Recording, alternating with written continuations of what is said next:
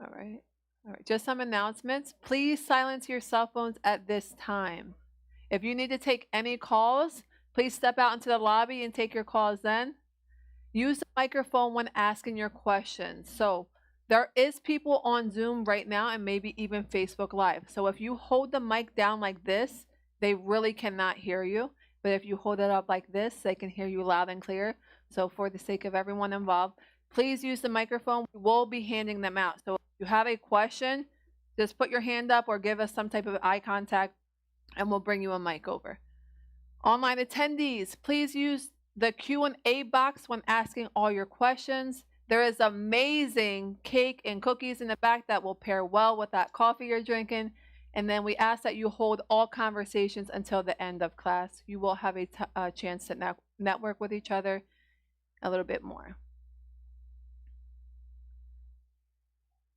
My name is Jamie. I started here as a student. That is me with my first contract signed.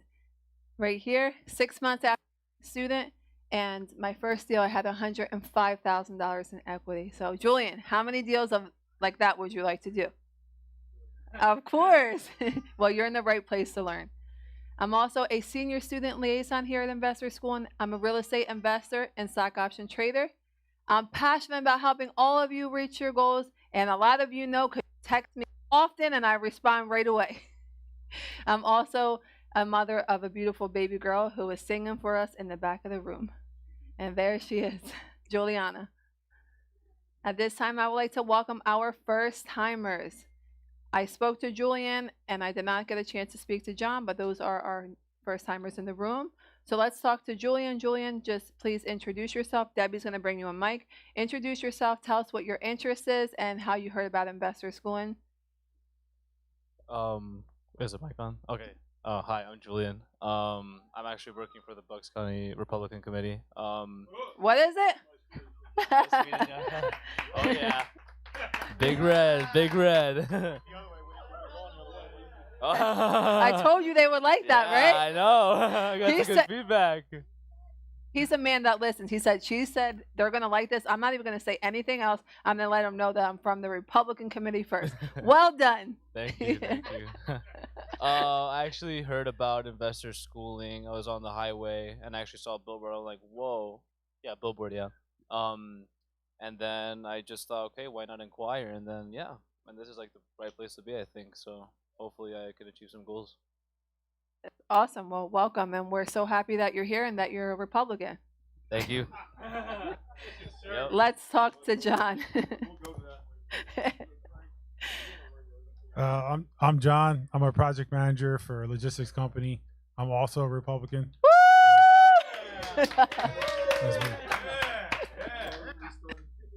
Just like Julian, I saw the billboard every morning as I drive down 95, and I figured I'd sign up and see what it's all about. That's awesome. Julian, you seen it on 95 as well? Or Turnpike? Okay, well, we're very happy to have you. John, what is your interest? Is it stock options or real estate or both? Real estate initially. Okay. Yeah. All right, you're going to get sucked into the stock options like us. We all do. Well, we're very happy to have you here tonight. If this is your first time with us online, please raise your hand. Let's bring on Benoit. Please unmute your microphone. Tell us what your interest is and how you heard about Investor Schooling. Hey there, I'm Benoit. My interest is on real estate investing, possibly stock options, but I do a little bit of that already, but definitely eager to learn more. And I already forgot the second question. How did you hear about us? Yes. I heard about you through a friend, Damien, who took this course, I guess, many years ago. Damien, does his last name begin with an M? Yes, I believe so. I actually don't know his last name. Yeah, he's still a student here, so welcome, and we're very happy to have you as well. Awesome, thank you. All right, and let's bring on Tony. Tony raised his hand. He was also a first-timer. Tony, please unmute your microphone, and then same thing. Please tell us what your interest is and how you heard about Investor Schooling.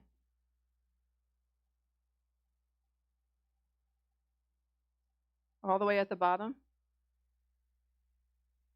Tony B. There we go.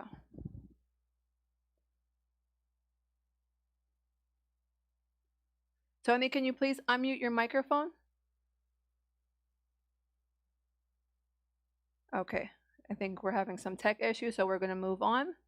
But welcome everybody for the first time, and we look forward to speaking with you more and getting to know what your interest is and how we can help you as well. What to expect if this is your first time with us. This is an actual class. This is not a session. You may not understand some of the concepts, but you will learn them over time. As a school, we teach the following topics, and this class may include any one of the following: real estate investing, stock option investing, credit repair and credit building, money mindset, marketing, business concepts, asset protection, strategies for paying less taxes, understanding investments such as annuities, life insurance, mutual funds, IRAs, self-directed IRAs, and many more wealth building techniques. And you need to add health benefits too, because Phil just gave a great class the other night. Oh my God, I know. We're not going to get into that, but I agree. And health benefits.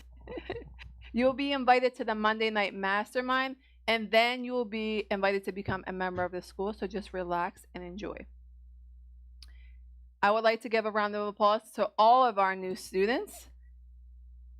Most of them are online, but we want to check in with them. But just a round of applause for all the new students who are changing their life and all the students who continue to change their life. This Wednesday, is it this Wednesday? No. Next Wednesday, October 27th, we are going to be hanging out at Chambers, having some drinks, some light appetizers, and just networking with each other.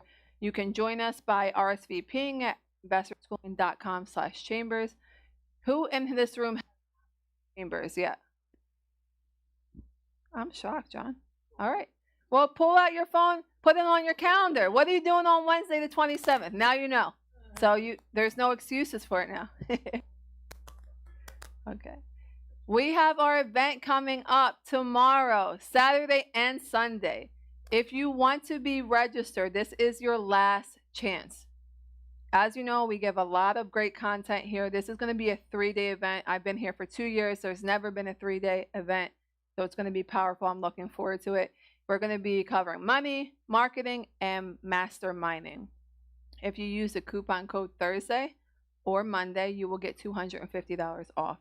If you need help registering for this event, please see me after. If you're online, please message in the Q&A box, and I'll be happy to help you as well. Just simply go to yearofthegoodlife.com. And for those of you already registered, we look forward to seeing you tomorrow bright and early.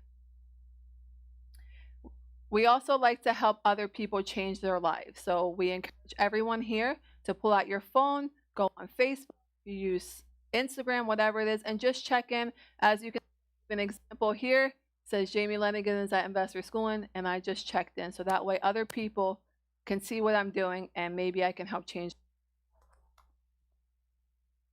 Don't forget, we have the Monday Mastermind. This is a completely different format than what you're sitting in right now. So we're actually sitting around a table, as shown in this picture here, and we're actually talking about what we're working on, what you're working on, how we can help each other move forward faster. Somebody something to my attention. They thought on the Zoom you will be able to find out more about the school. I will actually be calling you tomorrow, and we will set for you to learn more about becoming a part of the school. You will not do it online if you're on Zoom, but if you're in person, you can. All right, that's from 6 to 8:30. And then we have an exclusive stock options only mastermind that runs from 6 to 6:30. Don't forget to stick around. The stock options consultant will be here at 8:45. And for those of you who don't know, that guy is going to help you make some money this week. He helped me make $2,000 last week. So our first speaker tonight is Paige Panzarello. Paige is a real estate investor and entrepreneur for almost 25 years. She's been purchasing non-performing notes since 2014. Paige teaches the Building Wealth with Notes program, and I actually attended one of those, and I love Paige. I love her straightforwardness, and I love her teaching style. So please help me welcome Paige Panzarello.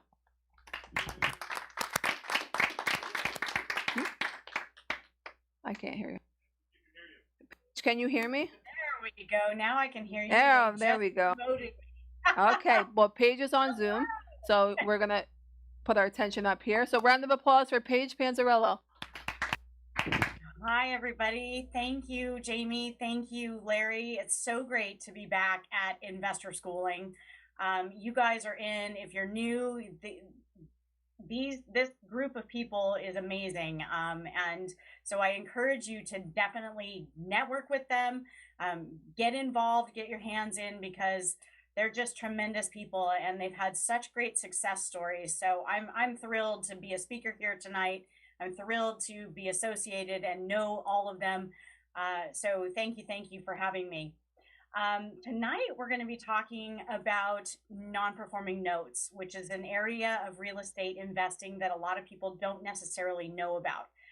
So I'm going to do my best in a short period of time to teach you a little bit about what I do and non-performing notes. So I just want to make sure everybody can see me. Let me pull, and we are going to have questions, by the way, at the end.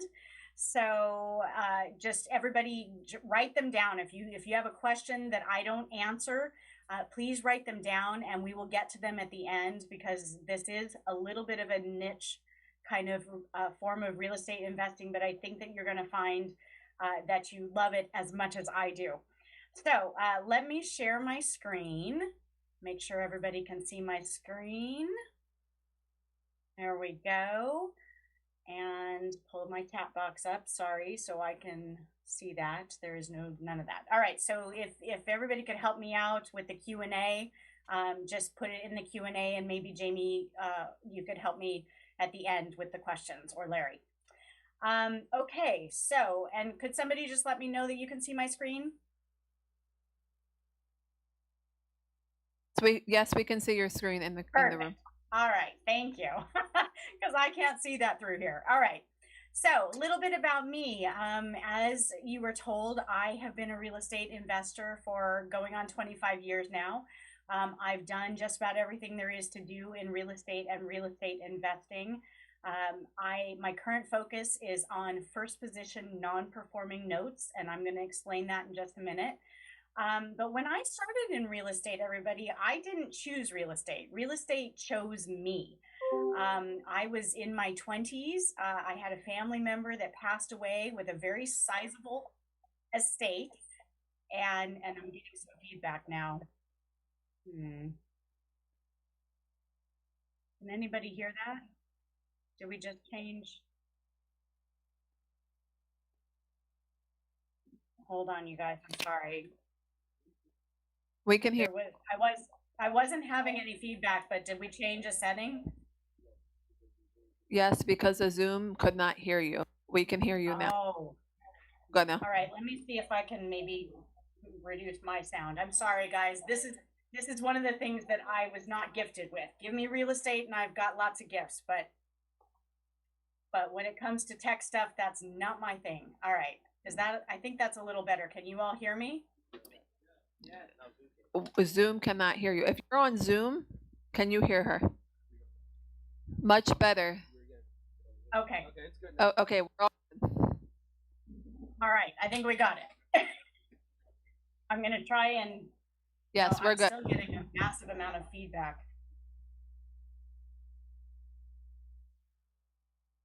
All right. Is that any better?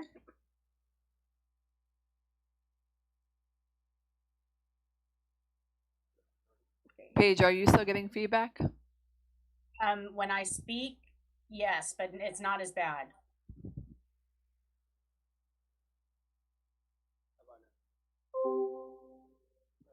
How about now? Okay, let me speak, and I'm getting some, but yes, I am getting it. How about now? Let's try it. That's good. I'm not getting feedback now. Okay, can the Zoom attendees hear Paige? Hopefully everybody can hear me. Yes, we're good. We'll move on. Okay. We got it. Thank you. It's difficult to continue speaking when you're hearing yourself speaking a half a second behind. All right. So back to a little bit about me. So again, my grandmother passed away. She had a very large estate. It was $4 million in debt. We had holdings in California and also in Arizona. So I went off in my 20s, knowing nothing about real estate. And I went off to Arizona to figure out what I could do with these critically in debt holdings. We had 38 townhome units, only occupied about 40%. And the 60% that were not occupied, most of those were broken, meaning they were not habitable. We had some land, and we also had a sewer treatment plant. So long story short, and we didn't have things like this. There wasn't Zoom. I mean, there was barely the internet back then. We didn't have RIA meetings and investor schooling and places we could go to learn how to do this stuff. So I had to surround myself with people that had answers to the questions I was asking. I was very, very fortunate in that I was able to work with a lot of the people that we owed money to. And I just came up with a plan and said, this is what I'm going to do, and this is how I'm going to pay you back. And if you'll help me, then I will get there and I will pay you back. Well, fast forward about 18 months, I paid everyone back. And got myself and the company back into the black. I fixed all the broken units, and we got to 100% occupied. And as I was going along, I was realizing how much I really liked this real estate thing, right? I was fixing and flipping before I realized what fixing and flipping was. And I realized I also had a head for it. Well, about 24 months into it, I figured out that we were not going to be able to sustain profitability by holding on to all these assets. So we ended up selling the sewer treatment plant. We ended up selling, and I went to my family and I said, I want to sell all of these townhome units and I want to build on the land. And they said, that's all fine and good, Paige, but we don't want to do that. That sounds like nothing but work and a headache. And so we don't want any part of that. And I said, all right, then I want to buy the company. And so I did. I bought the company. And again, knowing nothing about building or construction or any of that stuff. So I leveraged, the remaining assets. I was able to buy the company. I started to build on the land, and I realized, I designed a project with a contractor and an architect, realized very quickly when we started building that contractor was going to bankrupt me. And so I fired him and I started my own construction company. Again, knowing nothing about construction or how to do this, but I found somebody to come into my corporation, become a shareholder of my corporation. He was our qualifying party, and very quickly we ended up having all of our licenses except for HVAC and roofing. And the only reason we didn't have those is because the liability insurance was too high. So fast forward a few more years, within 3 years, we were the largest private employer in this small area in Arizona. We had 36 employees. We were building everybody's projects, my own projects. We were just making money hand over fist. But I will tell you, I was working myself into an early grave. I was literally working 7 days a week, 18 hours a day, and the stress of it was horrendous. Not to mention the fact that I was in Arizona because I had to be on site. So I was in Arizona and away from my family and friends in California. So the crash of 2007, 2008 was coming about, and I actually saw it coming. The problem was, and I thought to myself, you know what, Paige, this isn't going to happen to you because you are not over leveraged, right? I was only encumbered about 10%. I had a lot of assets. I had built up my relationships with my lenders, et cetera. And I thought, this is not going to happen to you. Boy, was I wrong. The reason is that I didn't realize that the people that owed me money were not going to be able to pay me. And when you're in big construction, it's generally anywhere between 90 and 120 days that you're carrying all of those costs. And at the time I was running payroll at $25,000 a week. So you can imagine how incredibly stressful that was. When the crash happened, I thought, okay, what am I going to do? Am I going to, because I wasn't getting paid from all the people that owed me money. And I thought, what am I going to do? Am I going to file bankruptcy like a lot of people did and could, and that was certainly my legal right? Or do I fire sale everything and pay off everybody I owe? And I chose to do choice number 2. I literally liquidated everything, fire sale prices. It took me 3 years. I paid everybody I owed money to, and I walked out of Arizona not having a penny to my name. I actually lost $20 million. Now, believe it or not, I call that a very difficult learning experience, but I also call it a blessing. And the reason that I call it a blessing is because it taught me who I am as an investor. It taught me how I treat money. It taught me how I interact with my investors and my students. It gave me passion to understand that people have life happen to them every single day. And so I went away from real estate investing for a little while, understandably. But it is my passion. So I came back in. And when I came back in, I discovered this little thing called notes. And that's what we're going to talk about tonight. So notes, let's find out about this, right? What are notes? What is a note? And do you really become the bank? And the answer is yes, you really do become the bank. A note is basically just a promise to pay, everybody. That's all it is. There are many different types of notes, but a note is basically just a promise to pay. And when you're a notes investor, you step into the shoes as the bank. And I'll explain that in a moment, okay? So there are different types of notes that you can buy, right? You can buy notes on real estate, meaning mortgages or deeds of trust. Those terms are interchangeable depending upon if it's a judicial or a non-judicial foreclosure state, okay?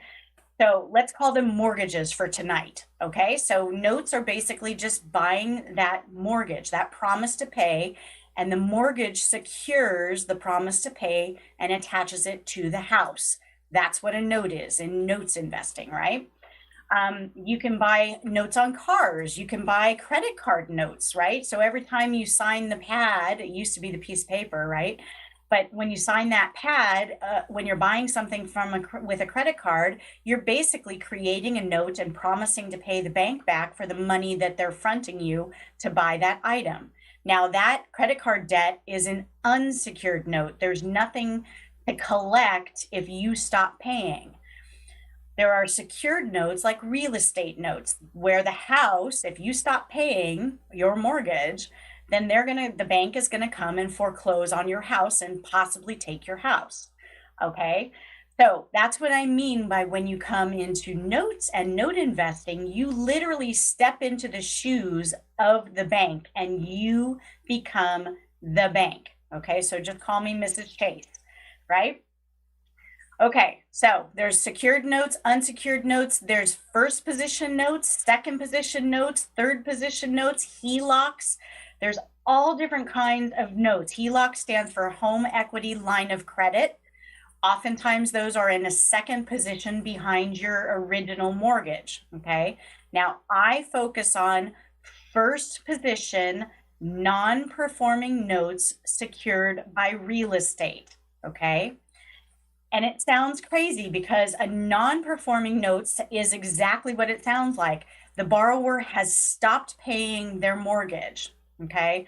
And that sounds counterintuitive. Like, how do you make any money doing that? And I'm gonna get to that in just a moment, but let me say this. The reason that it is so profitable for me as the bank and buying non-performing notes, as opposed to those that are performing when the borrower is still paying their mortgage, is that in a non-performing note situation, I buy those notes at a very big discount. I don't buy the note based on what is owed. I buy the note at a very big discount based on the current market value of the securing collateral, which is the house, okay? So I'm gonna do an evaluation on the house, determine its current market value, like what is the best I can get for it in its as-is condition, and then discount it deeply from there. Now that doesn't wipe, that just establishes my purchase price. And I'm going to give you an example in just a minute, but it does not mean that that debt has been wiped away. The borrower still owes every penny of the amount of money that is due, regardless of the value of the home. Okay. That's an important key to note. Okay. All right. And I'm going to get there in just a minute. Just keep with me. I'm often asked, is there competition in note investing? And the answer is yes. Like any kind of real estate investing, there is competition. The beauty part about note investing is that it's a very collaborative space, okay? I call it the gentler form of notes investing, or real estate investing is notes investing. That's the gentler form, because I don't go to auctions. I don't have bidding wars. I don't have to do, I mean, people aren't paying crazy prices well over asking. And I'm not beholden to the market and the market cycles, right? So the competition is more that the asset manager is going to send me a tape, meaning an Excel spreadsheet that gets sent directly to my inbox. I do my evaluation and I put in a bid, and the asset manager will either say yes, no, or they're going to counter the offer. But there's no craziness. Here's another really cool thing about the note investing space being very collaborative over competitive is oftentimes you can, especially as a new note investor, you can buy maybe one or two notes. It's called cherry picking. You can buy one or two notes, whatever your budget will allow. Sometimes, though, they send out a tape that is called a pool buy, and that means that you have to buy all of the assets that are on that tape. The collaboration part comes in is as you grow as note investors, you start to develop relationships with other note investors, and sometimes we go in together to buy that pool. So it's a very collaborative space, more than competitive space. But of course, there are other note investors that are looking at that same tape, right? And they're going to be making their bids on that same tape as well. So there is competition. It's just a lot gentler, and it's a lot more, what's the word I'm looking for? It's not nearly as frenetic, meaning it's not so frenzied, right? Okay, so how do I find deals? The cool thing is that I spend zero marketing dollars for my deals. No money at all. I don't do yellow letters. I don't do bandit signs. I don't cold call. I don't door knock. I don't do any of those things. I spend my money going to conferences and establishing relationships with asset managers and other note investors. And in doing that, and asset managers sounds very daunting, you guys. They're normal people. It's just a matter of establishing a relationship with them. That's all. And talking with them. They're not the big bad asset manager. They're very approachable, and most of them are willing to help all the time. So once I establish these relationships, literally the tapes, meaning the Excel spreadsheet with all of the assets they have for sale, it literally gets delivered to my inbox. And I sit at my computer, and that's how I find deals. They come directly to me because I've established relationships with asset managers. Okay. So again, I can literally be anywhere in the world and do this business. I can be on a beach. As long as I have a cell phone and an internet connection, I can do this business. And that really appealed to me after having been in Arizona for so long and away from my family and friends. Those of you that have a full-time job, this might be a terrific supplement for you because again, and you're going to find out in just a few minutes that when you're a notes investor, the large part of your time is dedicated upfront before you buy that note. And then you hand it off to your team members and they handle the heavy lifting on the day-to-day stuff. So your majority of time is spent before you buy the note doing your due diligence, and then you hand it off. So it is a really good fit for those of you that have a full-time job as well. Okay, so this is an important fact. I want to talk a little bit about current market trends. We are in a really interesting time right now as note investors. As we all know, the world's on fire. I heard that, that I'm encouraged by the responses in the room earlier, because all of you are entrepreneurs and you're looking to satisfy and keep your hard-earned dollars in your pocket, right? As opposed to paying it in taxes. So, there are some. I'm just thrilled to have a room full of entrepreneurs and have such elevation and elation at that thought of keeping taxes lower, right? Okay. So, and let me back this up a little bit. I'm going to give you a couple of different things that have happened over COVID. Now, I understand, everybody, it's hard for me to say because my heart is breaking of what is happening at this country, right? In this country, people are hurting. They're really hurting. And they're going to be hurting a lot worse. That's why I say it's an interesting time for note investors, because the opportunity for us is massive. Unfortunately, it's because people are hurting, because life is happening to them. All right. So some current market trends. Now, again, COVID really stalled a lot of things out in 2020 because we all knew about moratoriums on foreclosure, evictions, etc. This is a program that I subscribe to that gives me updates on real-time data, and they pull from all of the banks to acquire exactly how much outstanding debt is out there. Now, this is just my little niche right there. This does not include, this is residential 1 to 4 family, first position liens, okay? This does not include, these numbers do not include seconds. They don't include mobile homes. They don't include farmland, commercial, multifamily, none of that. Industrial, none of that. This is just residential 1 to 4 first position loans, okay? Now, at the end of Q2, so at the end of June 2021, we had a total of $62.17 billion in bad debt, okay? And this is just the mortgages. Of that, 90-day plus late is and still accruing was $24.5 billion. Non-accrual, which means anything over 90 days and beyond, is at almost $23 billion. So $62.17 billion in bad debt happening. And this is June of 2021. Now, keep in mind that this is after the forbearance plans were put in place, deferring payment for people, okay? But before, this number came in before any of all of the moratoriums were still in place. The moratoriums stopped in July, August, and September was the end of the last moratoriums being put in place.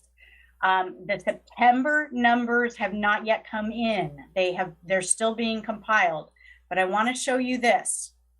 These are some headlines, okay? These are September 2021 headlines and October 2021 headlines. I'm watching what's going on. I've been saying for actually a year now, there's a tidal wave of product that's about to hit the market. And I talk about it in my workshop too, with how to address all of this and become a notes investor, and how you can capitalize and help people to stay in their home. My goal is to work with my borrower and keep them in their home. I don't necessarily want the house, but there are notes investors that are out there that go just for the house, and you can do that. You're doing it the backdoor way because you're going to become the bank first, and then you're going to hopefully be able to go in. If you want the house, there are steps that you can take. We're going to talk about the exit strategies in just a minute to be able to secure that house and do something with that house, okay?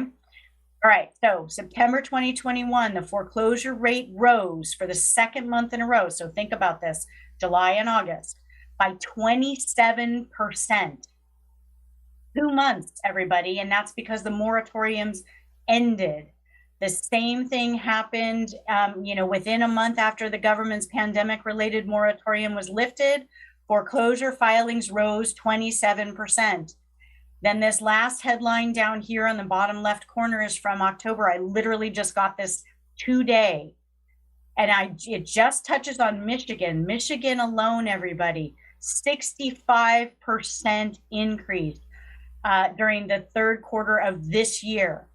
Compared to the second quarter of 2021, 65% increase. And a year ago, third quarter 2020, that's up 143%. Okay. States having the highest foreclosure rates in Q3 in Nevada and Illinois both. One house out of every 1,400 is in foreclosure. In New Jersey, it's one house out of every 1,600. And in Florida, one out of every 1,700. There's a massive amount of product coming to market, which spells opportunity for all of us note investors. Not only are we going to be able to build our wealth, but we're also, and secure our retirement and our future, we're also going to hopefully be able to help people stay in their home and combat that life has happened to them. Okay. Really quick, last year, there is a fund called Oak Tree Capital.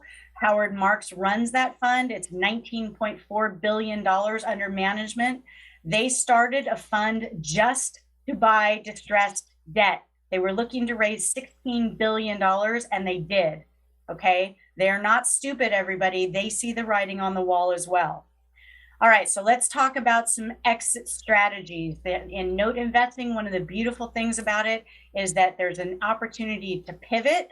We are not beholden to one exit strategy. We actually have 23 different exit strategies available to us in notes investing.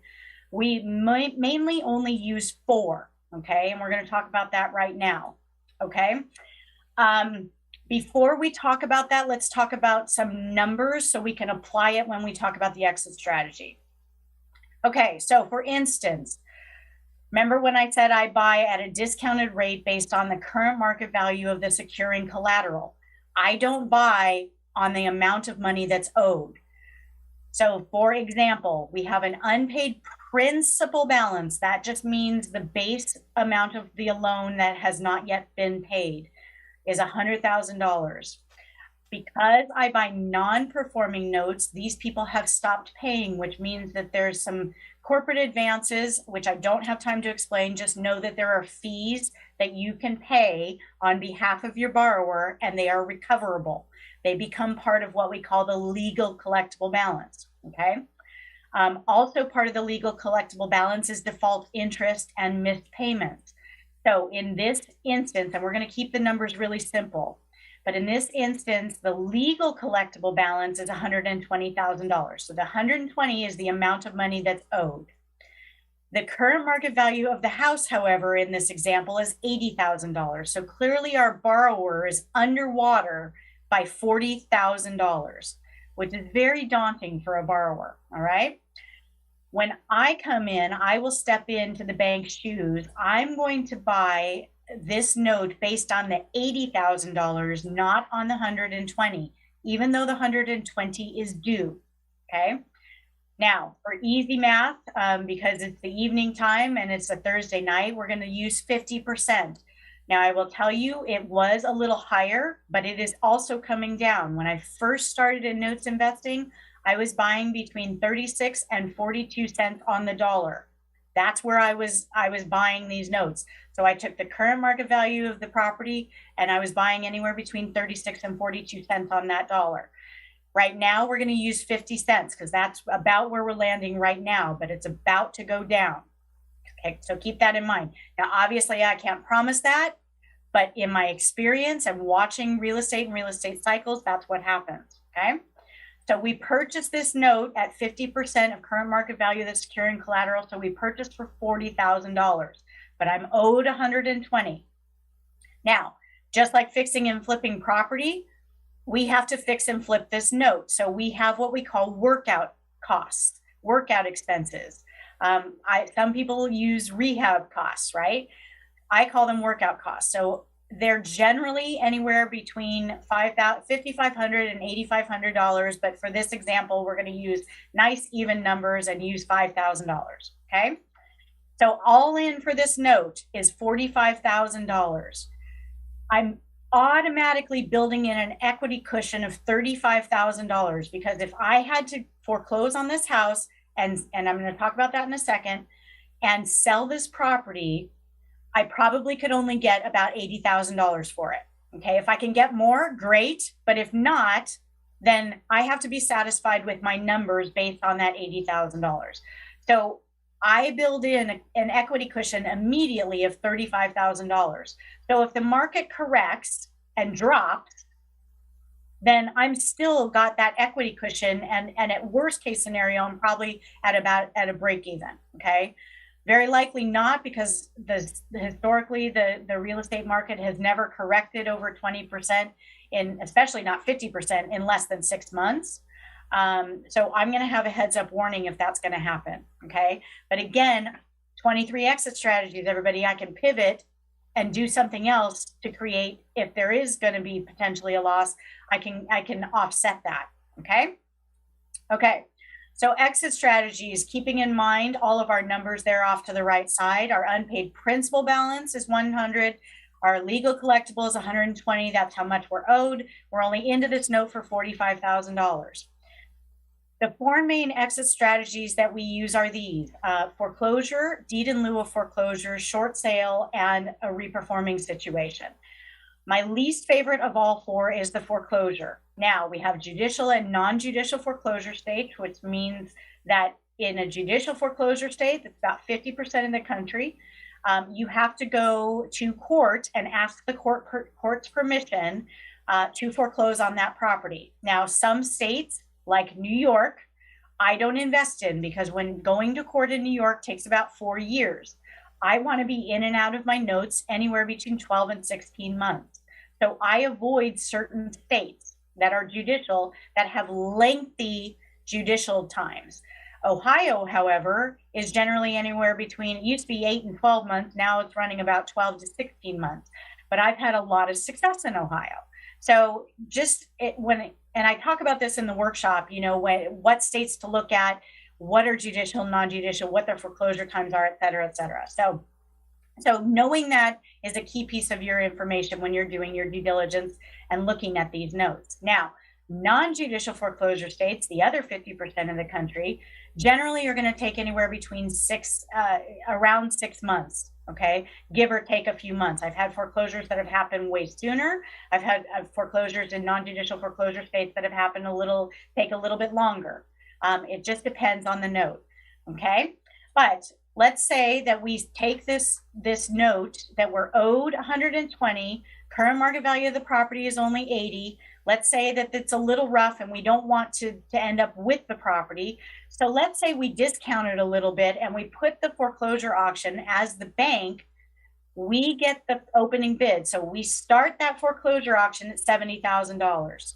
Now, if this is a non-judicial foreclosure state and 6 months later, if we sell that property at $70,000, we've now made $25,000 by just buying a piece of paper, right? We didn't swing a hammer. We didn't do anything to it. We just bought the piece of paper properly, right? So you can figure out your ROI, and I have some examples at the end of some of those different transactions that we've done, all right?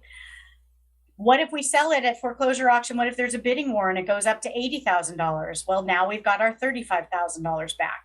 So there's a lot of profit potential in note to note investing, even in my least favorite exit strategy, which is foreclosure. The next exit strategy is short sale. And everybody knows what a short sale is. We're owed $120,000, but the borrower comes to us and says, you know what, we don't want a foreclosure on our credit. And so we would like to sell this. Are you willing to short the sale? Meaning we owe you 120, but our borrower comes in and says, I've got a buyer for $80,000, or would you be willing for me to put the house up for sale and short it at $80,000? Of course, I'm going to say yes. How fast am I going to say yes? Because I anticipated that, right? I expected that. Generally, short sales, depending upon the market, are going to take anywhere between 3 and 6 months. But let's say we get lucky and somebody really on the same street wants to buy this house for a family member. and they're willing to pay a little over what current market value is. They're willing to pay us $90,000. So instead of the $80,000 we were expecting, we get an extra bump, and instead of $35,000, we now have literally doubled our money in 3 to 6 months. Who likes investing in real estate the way I invest in real estate, right? It's exciting. Deed in lieu of foreclosure. So a deed in lieu of foreclosure is simply when the borrower says, I don't want to be here. I don't want a foreclosure on our record. I am willing to sign the deed to the house over to you, Mrs. Chase, and you take the house as payment in full for my loan. So I'm not going to owe you any more money. Okay. Now that sounds great, and it does happen. There are some pitfalls to this. And again, in the workshop, we talk about what to look for in a deed in lieu of foreclosure. For instance, judgments or liens, a second position mortgage behind us. Okay. If there's that in a deed in lieu of foreclosure, if you take the deed as payment for your loan goes away, and anybody behind you moves up a step, and you as the new homeowner are now beholden to those liens. So there are some pitfalls that I teach you how to look for, but it's one of those exit strategies that can be very beneficial, and it's very quick, everybody. Deed in lieu of foreclosure generally takes anywhere between 3 and 6 months. And it's just because we need to get the paperwork signed with our borrower. Now, you could sell this as an REO, right? REO stands for real estate owned. You can sell it as an REO for $80,000 or more, or maybe even a little less, right? But you could also, if you're a fix and flip investor, now you've got the property, you can hold on to it and fix it and flip it yourself. You can turn it into a short-term rental. You can turn it into a buy and hold property, meaning you fix it and then you put a renter in there full time. You can do all of those different things and make money not once but twice on the same asset, which is pretty cool. Reperforming is my very favorite exit strategy. That's working with our borrower to get them to stay in the home. Generally, it will take anywhere between 6 and 12 months, depending upon how long we season the note. That means we wait for the borrower. We work out a trial payment and let the borrower pay on time every time for a period of months. That's called seasoning the note. Generally it's 6 to 12 months, and you can do anything, and you don't have to forgive all the debt, right? Value is in the eye of the beholder. So you can maybe entice your borrower to want to work with you because you're not expecting to get that $40,000 worth of debt that they're underwater. But you might be able to work with them and get some of it. You might just forgive 20,000 of it and bring it back down to $100,000 total amount due, right? So we work with our borrowers, and now we're creating a win-win situation where our borrower gets to stay in their home, and we're going to cash flow it without the headache of the tenants and the toilets, right? Because when you're the bank and the air conditioning breaks or the toilet floods or overflows, they don't call you. You're not the landlord, right? You are the bank.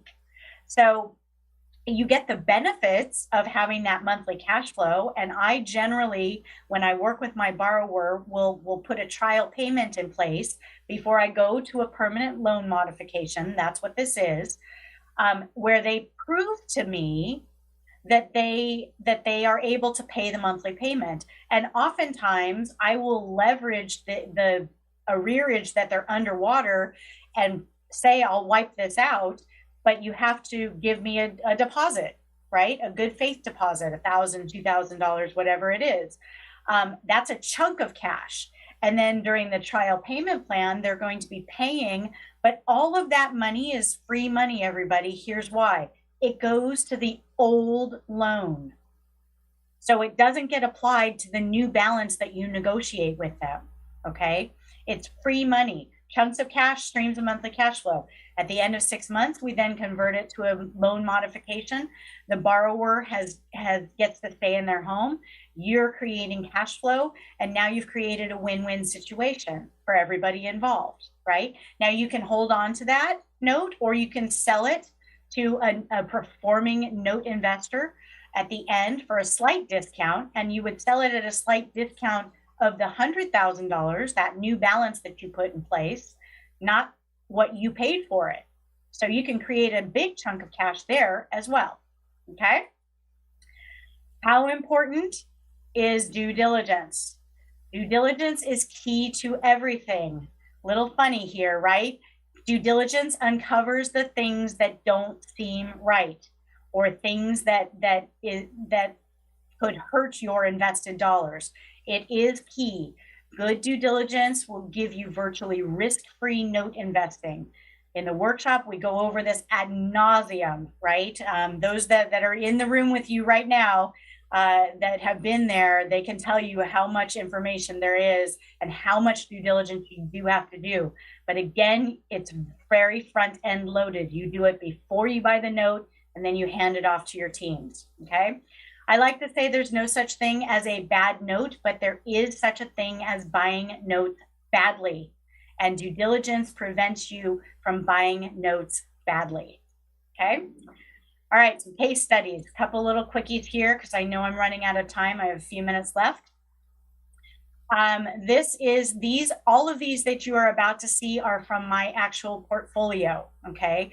These are all notes that I have done and worked out. This one, I'm going to give you details, real specific details, and then the next one is just some examples, some broad strokes. This is a borrower. The note came across my desk. It's in Richmond, Kentucky. The last paid to date on this was April 9th of 2012. Yes, everybody, there's still that inventory where people are squatting in their homes and they have not paid for many years, okay? Now, the current market value of this property, by the way, is about $150,000, okay?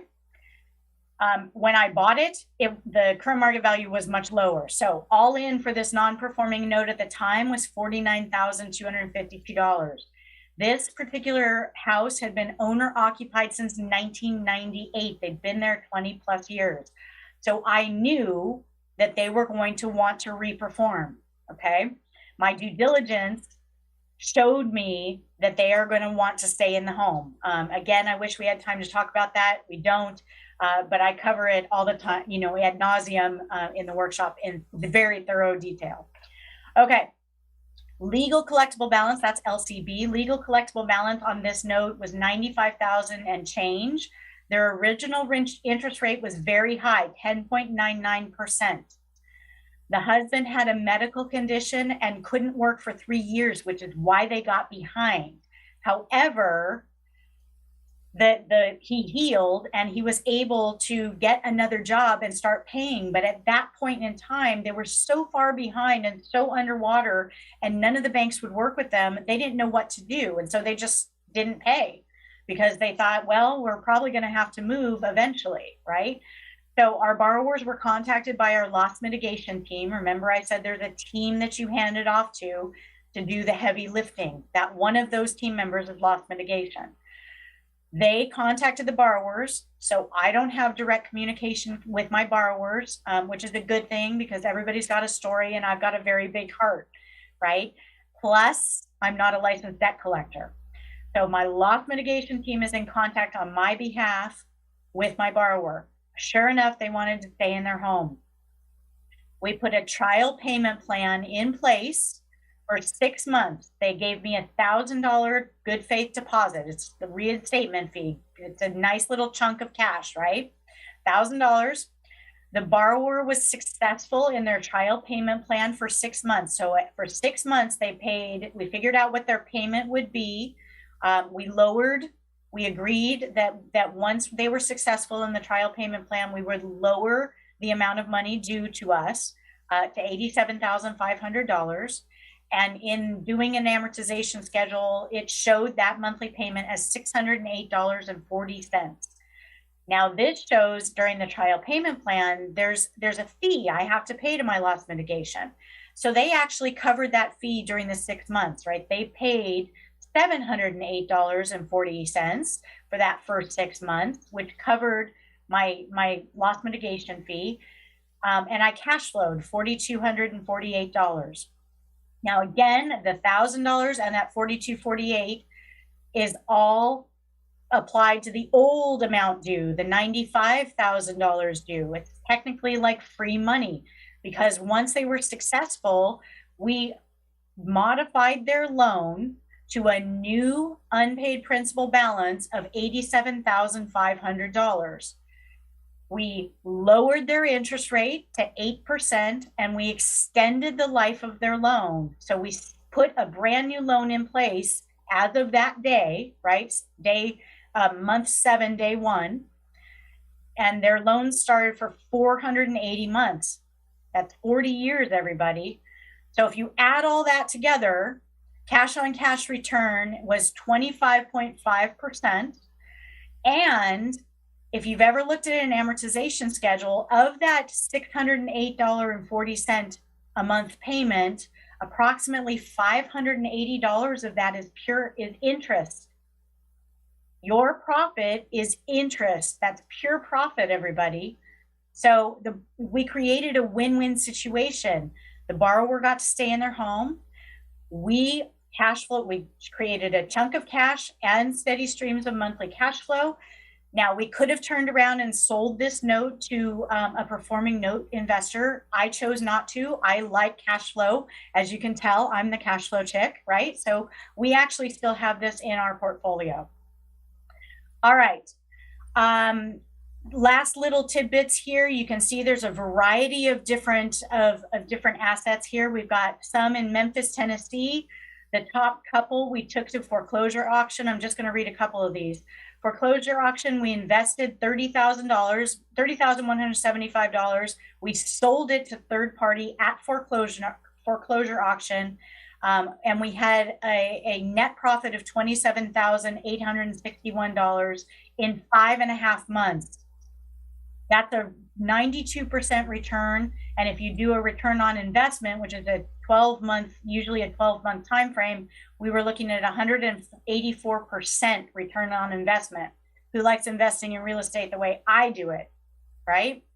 Another one, Memphis, Tennessee, non-judicial foreclosure state. We took it to foreclosure auction, sold it to third party. We were into the note for $30,854. We sold it over that. We actually got a return. Our net profit was $35,362, which is 115% return on transaction in 6 months. And our ROI equates to 230%. Worcester, Ohio, judicial foreclosure state, invested $37,490. We sold it at foreclosure auction for $30,000, and our net profit was $30,510. 7 months it took us in a judicial foreclosure state. 81% return on transaction in 7 months. ROI equates to 115%, right? Richmond, Virginia. Here's one that we ended up with a foreclosure. We ended up as an REO, so we did not sell it at foreclosure auction. We invested $27,000 and change. It returned. Our net profit was $13,897. 6 months it took us. Our return on a transaction in 6 months, 51%. ROI was 102% at the end of, if you calculate that cash on cash, or ROI, sorry, not cash on cash. Last one, Stanley, North Carolina, same thing. We took it to foreclosure. It came back to us as REO. We actually had to rehab this one. Our investment dollars, including the rehab, was $58,000 and change. Our return was $21,000 and change, meaning our net profit. Took us 12 months, 36% return on transaction. Our ROI, I'm sorry, is also 36, same thing, right? And then one last one, sorry, let me find it. Birmingham, Alabama. This is a contract for deed. I don't have time to explain that, but that's another type of note that you can buy. Ended up as REO with us. In 3 months, it became an REO. We turned around and we sold that property. Our investment dollars into it was $37,500. Our net profit was $36,000 in 3 months. Our return was 96%. If you calculate that to a 12-month ROI, we're looking at 384% return in real estate and real estate investing in notes. So here's how you connect with me. If you want to connect with me, these are the several different ways to do it. You can go to buildingwealthwithnotes.com. You can connect with me via email, info@cashflowchick.com. If you go to my website, cashflowchick.com, you can schedule a free 30-minute call with me. I'm happy to sit down and talk with you about it. Follow me on all the different social media platforms as well. I think I'm out of time. So, the applause for Paige. I'm sorry? I said round of applause for Paige. Oh, thank you. And does anybody have questions for Paige? 1 second. We have some in the room, Paige. Okay. Hey there, Paige. You said something about you go to conferences about with asset managers. Where exactly are these conferences? How do you get information on them? Yeah, they're all over the place. There are a couple. There's one that is coming up. Well, there are a couple that are out of state. So there's some in Texas. There's some in California. There are some that do them virtually online. One of my favorites is called the Paper Source Symposium. It's perfect for new investors. There's no selling from the stage. It's just for new investors, period, by investors. So I often will speak at that conference. And there's asset managers that are there. There are other note investors that are there. So they're all over the country. And then there are also subgroups of certain RIA meetings that have note investors as well. So and asset managers. Again, we talk about it at the workshop. It's where to find them. I wish I had more time to go into everything, but that's they're everywhere. Is there anything listed on a computer that would say, this is what we have in this state, this is what we have in this state, this is the date it's going on? Yeah, what would I type in? I would just type in note investing conferences or symposiums, and I'm sure that they will pop up. All right, Scott. It should be on. It's green. You might have turned it off. Here you go. We're set. We got it. Thank you. You mentioned a list of teams, and you specifically said you're debt collectors. What other teams would you need to incorporate, and are they all like taking a percentage and then you pass it on to your Tommy, the homeowners or the borrower? Okay, so great question. Thank you so much. Okay, so we have two sets of licensed debt collectors that act on our behalf. One of them is a servicing company. The other is loss mitigation. Both of those liaise on your behalf with your borrower, okay? So they're the ones that have the licensing, and they talk to the borrower on your behalf. You are going to not pay them a percentage. You're just going to pay them a very nominal flat fee per asset per month, and they will handle all the heavy lifting for you. Now, other team members that become part of your team are people like property preservation.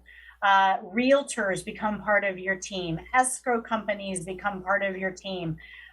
O&E reports, so there's title companies that provide specific pieces of due diligence for us that are part of your external team, and you just pay them their flat fee. It's not a percentage, so you don't have to incorporate that into your purchase price. That's kind of part of what I consider the workout costs. all right, and if we do you recommend certain companies, and if we take your class, are those available to your students? Yes. Yes and yes. Thank you. Yep, sure. Juan, did you have a question, or Dave? Someone over here? No? Hey, Paige. Can you at least let her see me? Yeah, I can't see anything. I'm just looking at myself. Is that better? I'm still only seeing the everybody in the audience. That's nice to see. You didn't see me in the back right here? There you are. Hey, wait, I'll get closer so you can see me. Hold on. I think There this is the we right one. go. Here it is. I wanted to say hi. I haven't seen you in forever. You know, this I know, I'm so stupid thrilled to be government here. overreach Thank you. crap makes it so I can't come out to California to see you, and makes it so you can't I come know. here and do a live show. I know, and thank you. I am so honored that you asked me to participate in this weekend, and you know I would have been there were it not for all of, like you said, the overreaching government mandates and. Well, you got Governor friend. Gruesome. That's even worse. Yeah. Yes. Gruesome Newsome. Yeah. Yes. All right. Well, I just wanted to thank you. I wanted to say hi, and we're going to move on, but I'm going to talk to you in the next couple of days. And I heard some of the students that last time actually did your class, I hear some of them are actually pretty successful at the moment. Yes. Like this one over here. Yes.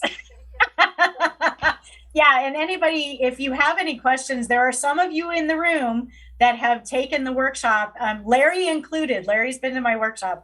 And it's, you know, if you have any questions about me, ask them, ask me. I'm an open book, everybody. And I, like Larry and his team, I'm really passionate about your success and helping you to get break free of all the chains. You know, I've had life happen to me, and I know how hard that is. And I'm all for helping people to not only have second chances, but just break free of the chain and be so successful and create the life that they want. All right, real quick, put your screen up that has your contact information, because we're way over time. So put your screen up real quick so everybody can see it again. There it is. And tell everybody that they can get a hold of you, Yes. in case people can't read. Yes. Okay. So in case people can't read, so buildingwealthwithnotes.com. You can also reach me at cashflowchick.com. There's a little button there to schedule a call. If you want free stuff, cashflowchick.com/info. That will give you a bunch of other information for free. And then, of course, all the social media. Instagram is @thecashflowchick. Facebook, YouTube, LinkedIn, Twitter, it's all Cashflowchick. And then, of course, my name, Paige Panzarello, Panzarello, the Cashflowchick. Thank you so much, Paige. Oh, thank you, everybody. I appreciate it. And thank you for the time. I hope you found it fun and exciting, because it's a great way to invest. So thank you.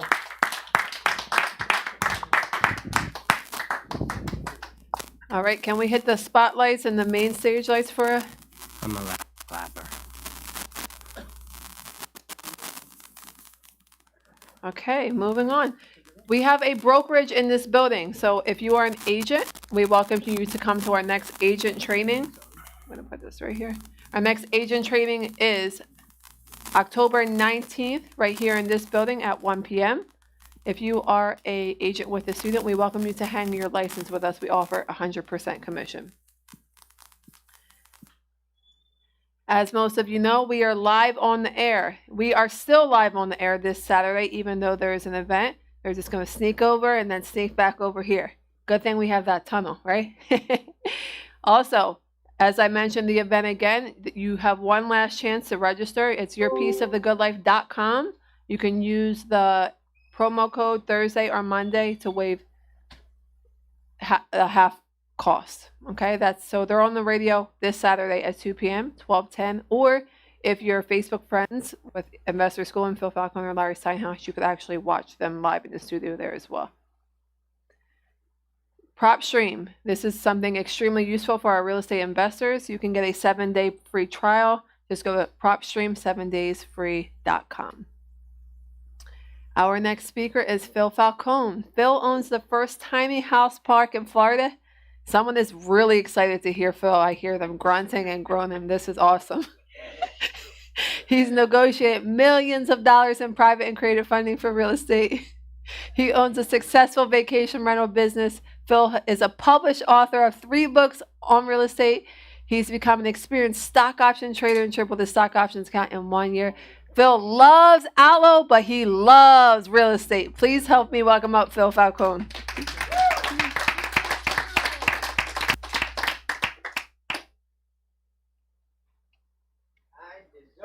And we deserve to hear you, Phil. Turn your mic on.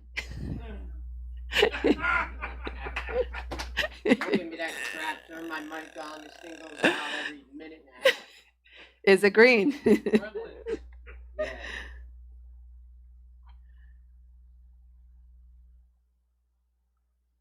New mic, please. Yeah, Mr. Microphone. I love it. Hi. Apparently not. Phil has decided that we deserve it. Hello? I deserve it. You guys deserve it. Just for being here tonight. And if you're coming to the 3-day event, you really deserve it. By the way, I'm a Republican. Round of applause for Phil Falcone. You got your hands full now. Yeah, really. All right, I'll put it here for you. Take the mic. Yeah, leave me one of them. I used to have a Mr. Microphone when I was a kid. Hooked it up to some speakers in my car, pointed my speakers outside the windows, and I would drive around and go, "Hey, buddy, get the hell out of my way!" You know, it was in my 20s. It was pretty obnoxious. Yeah, can you believe I had that trait? All right, let's talk about some real estate. Not going to work for me. So I might as well ditch it. Mr. Microphone and I are good friends, though. So I'm going to skip the disclaimer because I'm just a crazy guy. Let's move on. If any of you sue me, I can afford it. All right, tonight I want to talk about one of my favorite ways to sell a house. So I often talk about owner financing, seller financing, and that is my favorite way to buy houses. I just love buying houses at 0% interest. And if you understand that concept, sometimes you can do it where you put some money down and then you get 0% financing for the house for years. I don't have time to explain that right now, but I'm going to talk to you about ways that I love to sell houses that can be very, very lucrative for you, okay? So the way that I learned how to do it, about 20 years ago, I knew a guy who was doing silent auctions to sell houses. And I basically called him up and I said, "How do I do it?" And he goes, "Heck, give me $500, I'll do it for you, and you'll learn the whole process." I said, "Cool." So he came over and I let him basically run the whole process. And I was not able to sell the house in that particular silent auction, but I learned the process nonetheless. And it's a great way to sell properties, and I'm going to tell you a little bit about it. Okay, so let's go through some of these slides quickly, and I'm going to get down to the real nitty-gritty stuff about how you negotiate it when you've got somebody who wants to buy your house, okay? So the first thing I would do is I'd write up a very simple letter, like a handwritten letter, and I'd say, "Hey, I'm having an auction on my house on so-and-so date," and I'd just go to a Xerox machine and I'd print up a couple hundred of these things, and I'd drive around the neighborhood a day or two before and just stick them under people. You can't put things in people's mailboxes. I hope you know that. But there's still plenty of places you can put them. If they have a welcome mat, you pick up the welcome mat, you leave the letter sticking out, and don't make it white if you can. Like I usually use a pink one, which makes me feel special, or a blue one, which makes me feel very manly. And it doesn't matter. Just use some other color. They make notepads in all different colors, and they can be very effective. And just, if you've got nice handwriting, just handwrite it. Take your time, write the first one, and then just go make a bunch of copies of it. There's even people on the internet, you can just email them a handwritten letter that you've made, and they'll send you back a box of 5,000 if that's what you wanted. Okay? So invite all the neighbors. Why would you invite the neighbors? Why is that so important? Because lots of mothers and fathers have a daughter that they'd love to live down the block from them, or a son that they would love to move to another neighborhood, things like that. So you want to let families know that this house is coming up for an auction, and then what's going to happen is the parents are going to show up, and hopefully the kid's going to show up with them, right? You're going to make signs in this business. I make a lot of, definitely for this kind of operation, what I'm talking about, a silent auction, I would suggest you go and buy a big fat big fat black marker, get a bunch of, banded signs and write on the blank side of it, and just write things like no bank needed, owner financing available, bad credit is acceptable. That's right. That's what you're going to advertise, okay? You're going to invite your friends, you're going to invite your family, you're going to invite investor schooling, you're going to ask them to show up, because the more people that can show up at your silent auction, it's going to create euphoria. And people, especially if it's on a major road where people are going to see it, right? If it's on a side street, it's not quite as effective, but it still can be pretty effective for the neighborhood, right? You can put a blast on Facebook and any kind of social media. And basically, you want to scream to the world that you're having a silent auction, which isn't going to be that silent. All right? Owner financing, no banks needed. People hate banks. That's a very effective sign. Owner finance, it's so much easier, like 100% easier, to talk to an individual about financing your deal rather than it is to talk to a banker. Okay. So I make handwritten signs that say all these different things. No banks needed, owner financing available, bad credit is acceptable.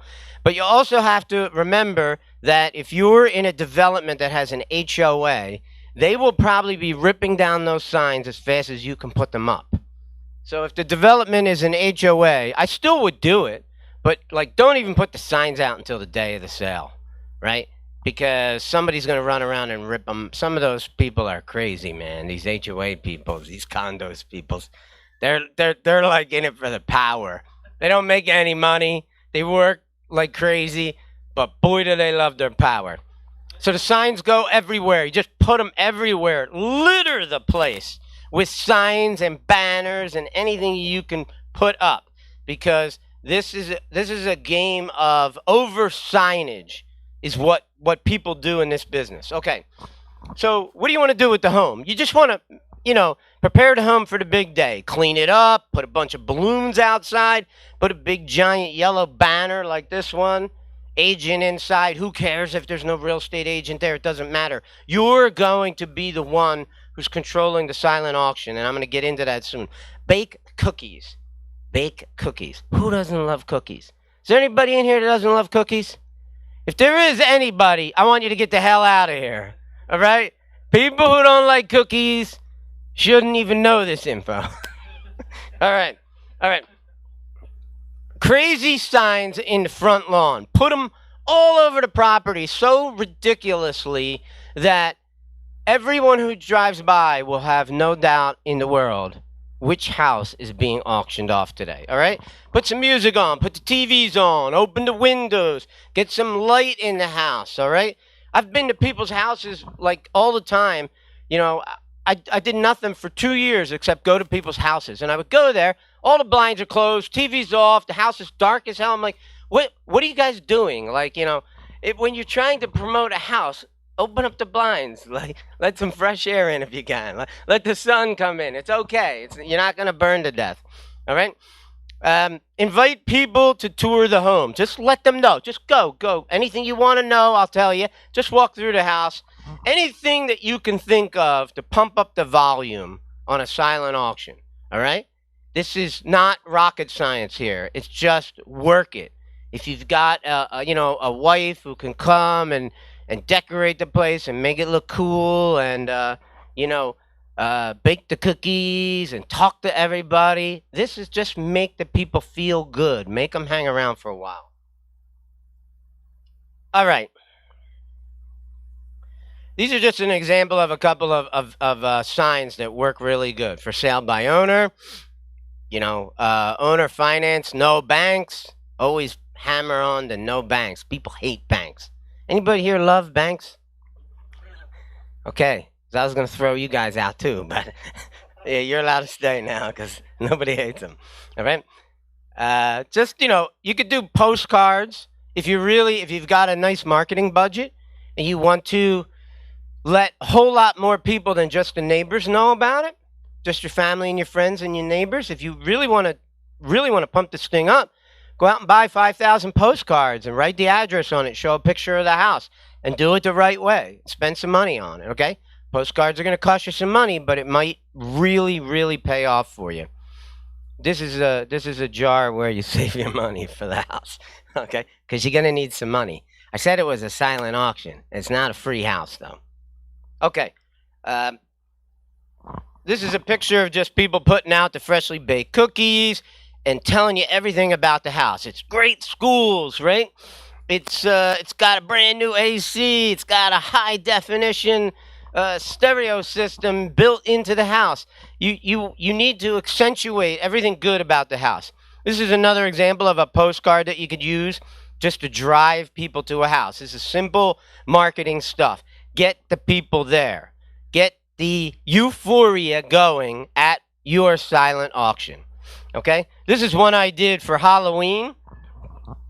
I hired these actors are starving. They never make any money. So I hired these actors to lay in a pool of blood outside the house. It really didn't work like I thought it would. I thought it would really get a lot of attention, but people were throwing up and everything else. It was really nasty. So what kind of people would show up when they see a sign? You're not going to put on a sign that's a silent auction, but when people see no banks needed, what kind of people are going to show up? Exactly. Okay? So what are the 3 things that you typically need to buy a house? You need a job. That helps. You need some cash, right? And you need credit. Well, when people apply to or rush to go to an auction for a house that is advertising no banks needed, owner financing, right? It's 100% chance that the missing link that these people have is the credit. It's always the credit, right? So what I typically will say to them, well, I'll get into that in a minute, all right? So obviously we know that it's going to be the credit. It almost always is. But the people who don't have a job and have bad credit, or the people who don't have any cash and have bad credit, we can't really do anything with them. All right? This is a game of getting someone to pay us. So they're going to pay us in exchange for an option. We're going to sell them an option to buy this house. They don't know that at this point. They're just at the silent auction. They're touring the house. And if I'm running the auction, I'm just going to hang around the house, invite everybody to go through, do whatever you want, eat some more cookies, save a couple for me, right? And when you stand by the door, and when the people are ready to leave the auction, just ask them, are you interested in bidding on this property? If you are, all I need is your name. This is a silent auction. I just need your name and your phone number. Thank you very much. I don't want to know anything more than that. I don't want to talk to them. I don't want to try. Your people will do this to you. They'll go, oh, Phil, let's go out in the garage. I got to talk to you. I'm like, dude, I will call you in a couple of hours. Okay? There's not that many people here, whatever. Relax. You're going to get your opportunity to buy this house if you want to buy it.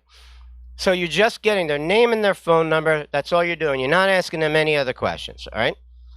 Once the house clears out, okay, I'm going to call each person who was interested. Sometimes you're only going to get 6 names. Who cares?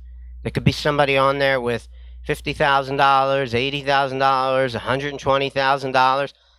Maybe one of their relatives just passed away and left them a bunch of money, and they decided that with that money, they're going to buy the first house they've ever lived in.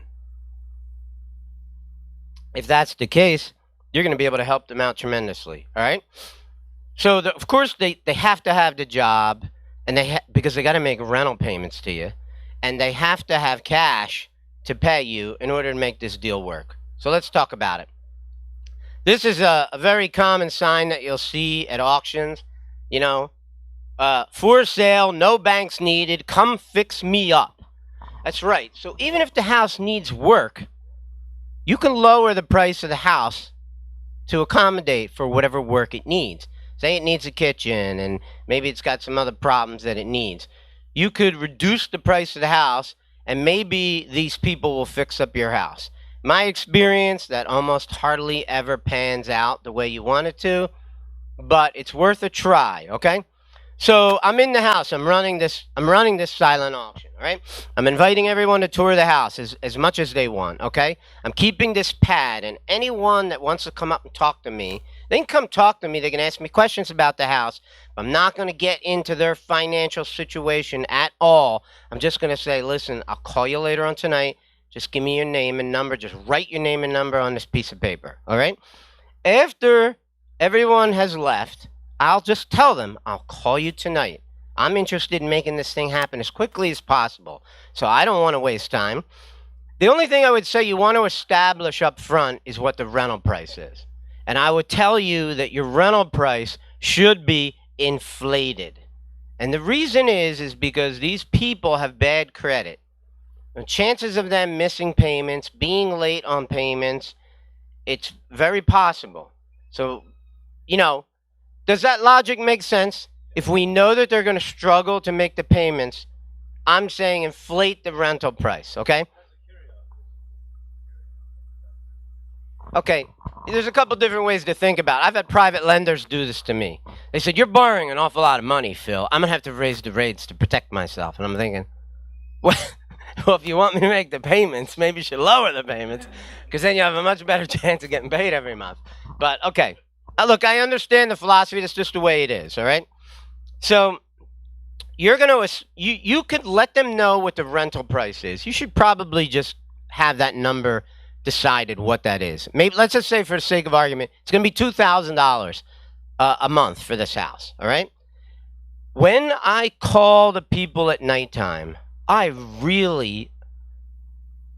can run their credit report, and I will. Okay, especially if I think that they're going to win the auction. What gets you to win the auction? A person who's going to give me the highest NROC. NROC stands for non-refundable option consideration. So if someone says to me, "Hey Phil, I'll give you $80,000 for that option." Okay, what he's doing is he's giving me 80 grand in cash. He's not going to give it to me in a suitcase, okay? We're going to have a settlement, and he's going to give it to me, all right? But he's going to give me $80,000 in cash in exchange for an option agreement. The option agreement, him and I will sit down with his wife, whoever else is decision maker, we'll sit down after the phone call. We'll have a conversation about what's a fair sales price for the house. It's going to be an inflated sales price. It's going to be an inflated rental price. But for the $80,000 that he pays me, I'm probably going to give him 3 years to allow him to rent a property for 3 years, okay?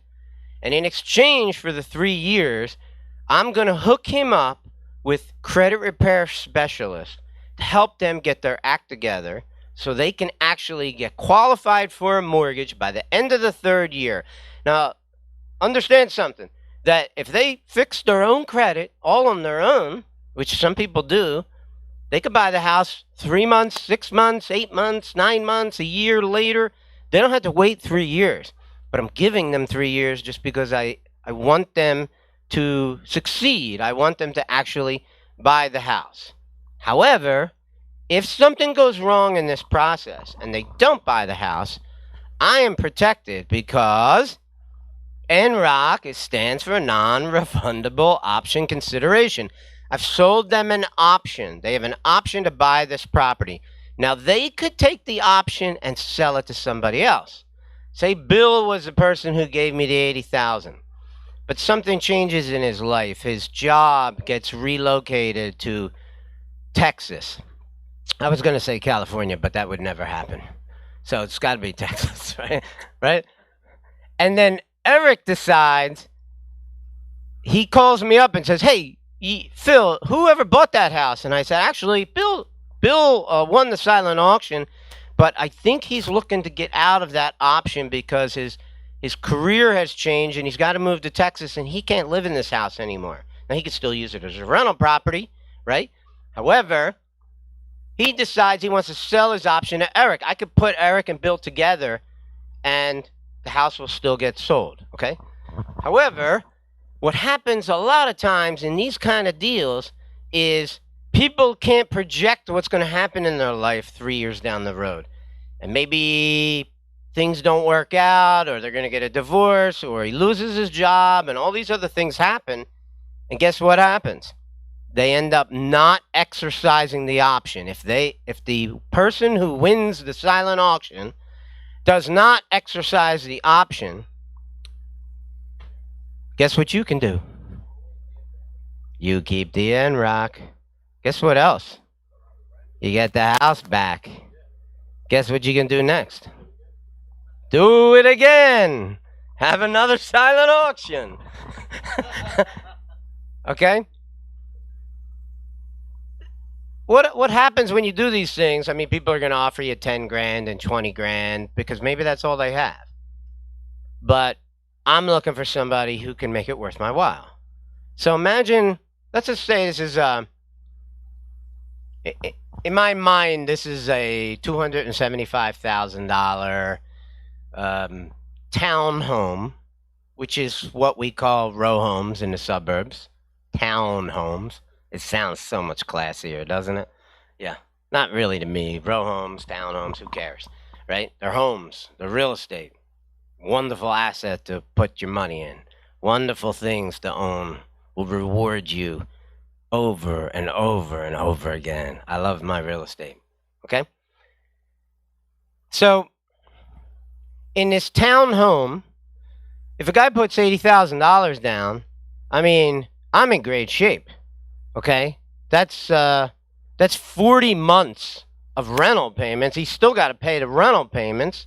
He's still got to exercise his option. If he doesn't get his act together and buy this house, I get the house back and I get to keep the money. So I'm in a very strong position.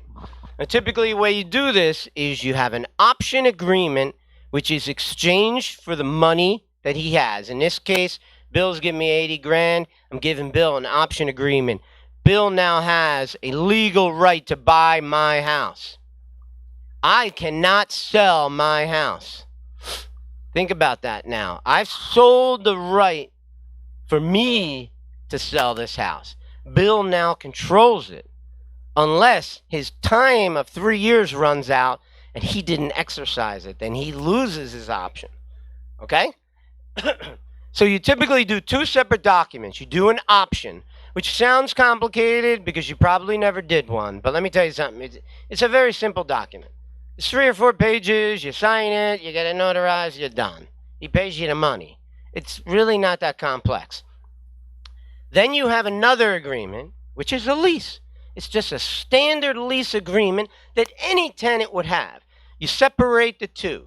Okay? The reason you separate the two is so you're only going to have these two documents. An option agreement, which was exchanged for money, and then a lease. The reason that you do the lease separately is because, first of all, my lawyer has advised me to do that. But the other reason is because suppose you really like the guy who's living in here. He gave me 80 grand. He really takes care of the property. He's very responsive. He fixes things himself. He makes improvements to this property. I really like Bill.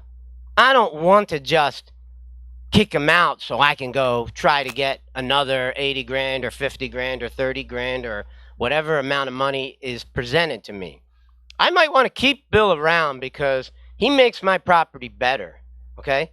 And the neighbors like him and I like him, okay? That might be a really good reason to keep him around.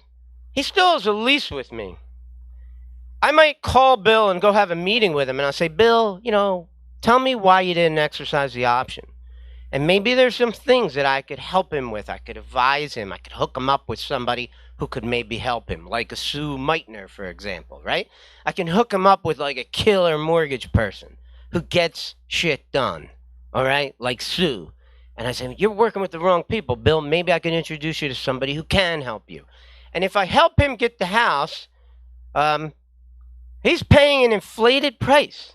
and an inflated rent. So I'm not getting hurt in this scenario at all. I've already been paid $80,000, plus he still would have to get his credit together and get a mortgage from somebody like Sue, and then I get paid off handsomely. So either way, I don't lose. That's what I like about these kind of deals, is because no matter what happens, if he exercises it, I'm cool. If he doesn't exercise it, I'm cool. It doesn't matter, right? This is a really interesting way to get someone to give you chunky money. If you've never heard me talk about it, chunky money is anything over $10,000 to me. I just love getting chunky money checks, okay? Anything with 5 digits in it, it just warms my heart. Makes me feel wonderful, right? That's my job. My job is to get chunky money checks. I mean, I get lots of people paying me rent, but the chunky money checks, they make me feel pretty good. This is just an example of what I might do with some signs, okay? Just go buy a bunch of signs and just stick them everywhere, so much so that it's just obnoxious, all right? It drives people crazy. So the people who are interested at this auction, they know how much the rent is, okay? You're going to call them after the silent auction. You're going to try to get as much as you can on the NROC. You're going to tell them what the rent payments are. If someone gives you $100K, I mean, you're going to be feeling pretty awesome. And that happens sometimes. You know, it depends on the quality of the people who come to look at your house. It depends on the quality of your house and how much people really want it. Obviously, if you make the house awesome looking and you do a great job on it, you're going to get more money, you're going to get more attraction, and you're probably going to really succeed at this. But that's not always an option for the landlord in every situation, all right? But the better you make the house. So a lot of times people say to me, Phil, what's the minimum NROC you would accept?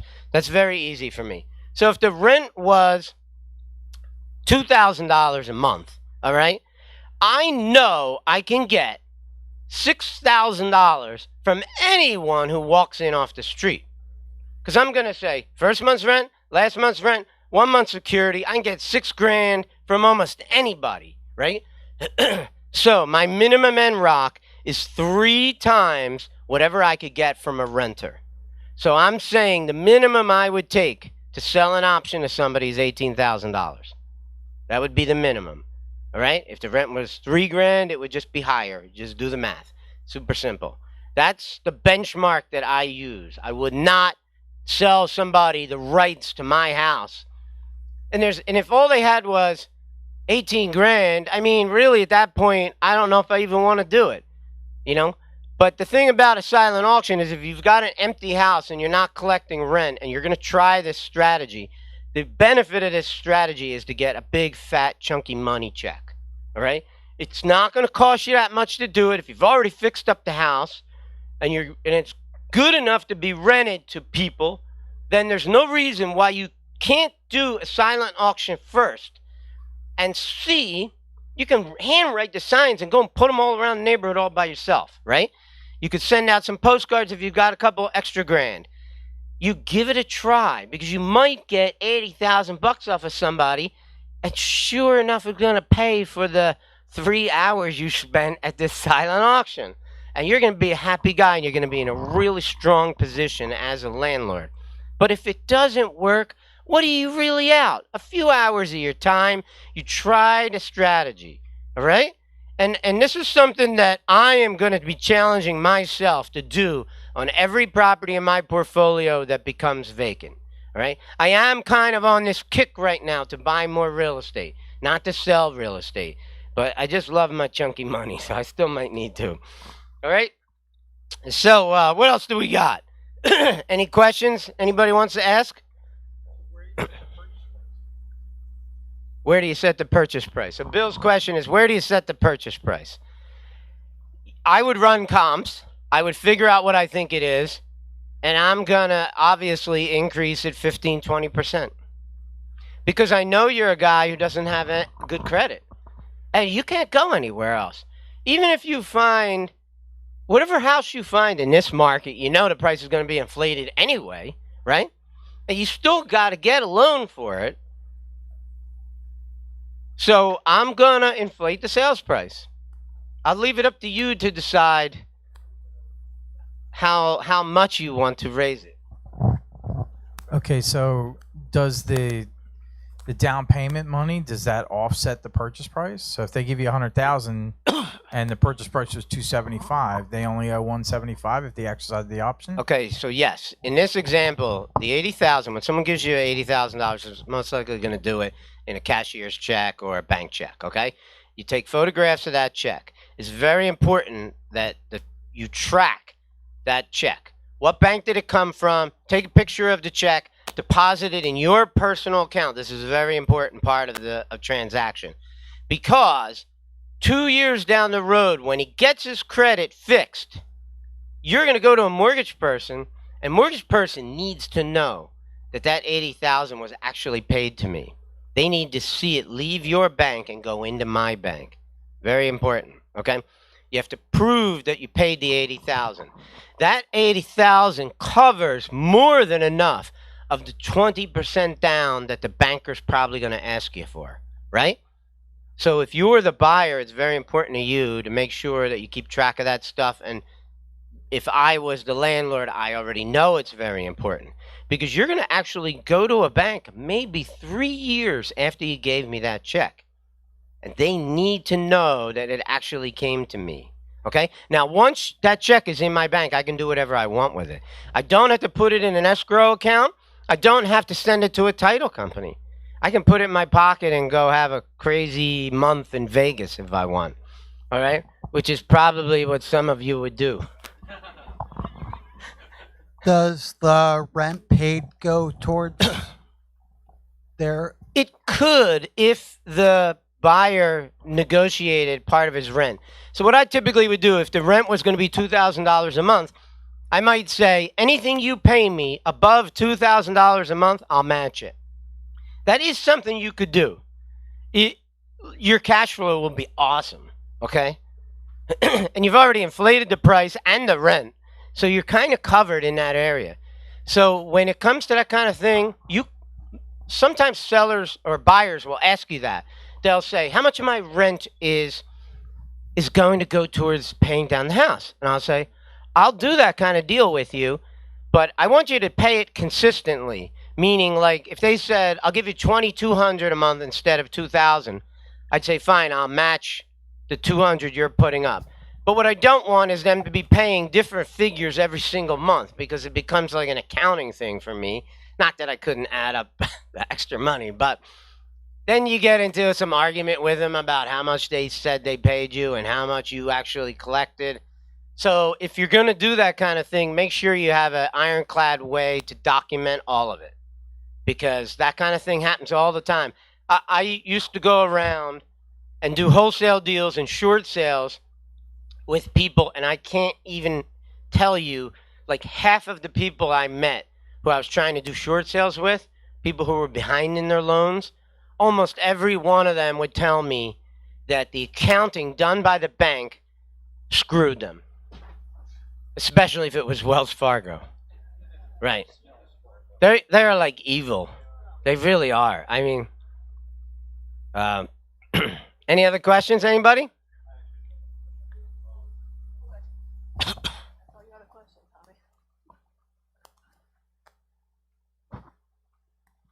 So I remember how you mentioned NROC for those who is basically can tailor to those who have bad credit. I would just kind of wonder, what if somebody, like you said, in that situation that has $80,000 and gives a good down payment but has good credit, would there be anything different? Or if they have good credit and they have a job and they have cash, they don't need to do this kind of thing. They could walk into a bank and probably get a loan. So that's why I'm just telling you from my experience. I know that the people who go to these things, who flock to these kind of things, that's usually the kind of people that they are. They're good people. I'm not saying there's anything wrong with them. They just got bad credit. Something happened to them. Many times it's a great story, like Paige's story. The guy got sick. What's he going to do? He couldn't work anymore. He couldn't work for a couple of years. All right? If that story is true, it's a good story. You know? It's a good story. Yeah, you know. You never really know. You can't look through into somebody's heart and figure out if they're lying, but it's just life. So This is a great way to sell your house. It's hardly any risk to you. You're going to spend very little money or a couple $1,000s. You might get a huge payoff for it. And worst comes to worst, you just gain the experience. You know how to do it. The more euphoria you could create about any house, the chances of you getting paid is much better. So I suggest that, including to myself, that we all do more of these, because a lot of people don't want to do it because it's a little bit more hard work, but it's not that hard. It's something you can accomplish in a couple of days, all right? And then you can decide. You could maybe do it again. You could run another one the very next week if you want to. So this is a very easy, inexpensive way to get some large, chunky money put in your pocket. And that's what I'm trying to do. Make all of you guys rich. Round of applause for Phil Falcone.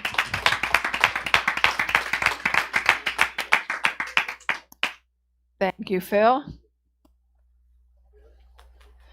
Okay, just one final reminder. Everybody is invited to the event this weekend, yourpieceofthegoodlife.com. Use the coupon code Thursday or Monday. It's going to be a phenomenal event. Also, Julian and John, you're invited to the Monday Night Mastermind. It's a different format. We're going to help you move forward faster in your goals. For those of you online, I will be calling you tomorrow. If you do not hear from me tomorrow, because we have the 3-day event, you will hear from me by the end of the weekend. And you're also invited back to the Monday Night Mastermind, and I will also give you an opportunity to learn more about the school as well. Without further ado, let's welcome up the Stock Option Sultan. Yeah. Oh, come on, where's the button? Where's the music? I don't hear anything glowing. Stock Option Sultan. Stock Option. Somebody sing it for me, please. There it is. Yeah. Woo. Yeah. Oh. You know, that sounds like me being tired tonight, doesn't it? It sounds just like.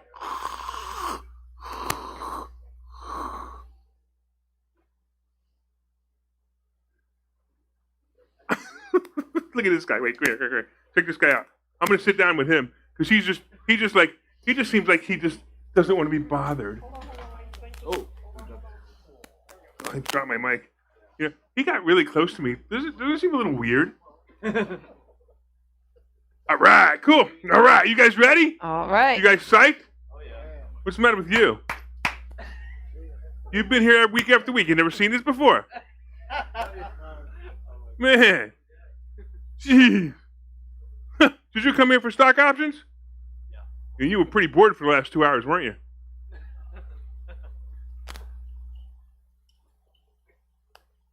That feels really good. I'm going to try that again.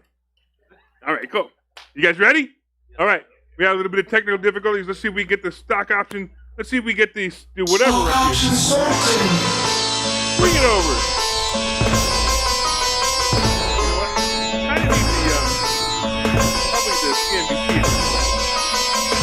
All right, there it is. Go. Look at that. The Dow futures, how excited. They're up a whole $5. 5 points, I mean, right? Ooh, the NASDAQ is getting killed. Anybody know why? Anybody see what happened today? It's with Snap. Oh. Were you in it? All right, well, I'm sorry to hear that. But tomorrow is going to be a really good day for Facebook. Put up Facebook. And I'm hoping it's down more than it was earlier. Well, I know. I was just going to say, you've been predicting Snap is overpriced. Absolutely. Yeah, I've been predicting Snap being overpriced for 2 months now. Yeah, maybe longer than that. Yeah, exactly. And it And finally crashed today. Yeah, and it finally came back to normal. But it's bringing Facebook down with it, which I love. Because tomorrow, I'm telling you, if it stays in the 320s tomorrow when you wake up, at 9:30, click an option, click a contract. That if you want to go out to February, it would be smart. But if you have a little bit of money and you want to take just a little bit of risk outside the rule, then you're going to go to next week. And it's going to be fantastic. Because you're going to see, just like November 2nd, 4th, something like that, whatever the option is. I don't know what number it is. What day? What's the Friday? What's next Friday? 29th. What's the one after that? The 5th? 4th, 5th? Friday Yeah. the 13th. Whatever that is, the 5th or the 12th, go out to, and it's an easy, no-brainer play. But you got to get out the day before earnings, which I think earnings is 27th or 28th. Anybody remember? Monday. So yeah, so you got. Oh, is it Monday? Yeah. No, earnings aren't never on a Monday. No. Oh man, they changed it. I thought it was the 27th, wasn't it? Yeah, they changed it. That stinks. All right, well, can they do that? They can do whatever they want. You know, the stock market is like the government. That's for all those Republicans that came in here. I thought that was the funniest thing. I'm a Republican. Really? That's pretty funny. Anybody in here a Democrat? Pedro. Just because your name is Pedro doesn't mean you're a Democrat. You're here legally, man. Can't believe we just said that over Facebook, too. How do you know?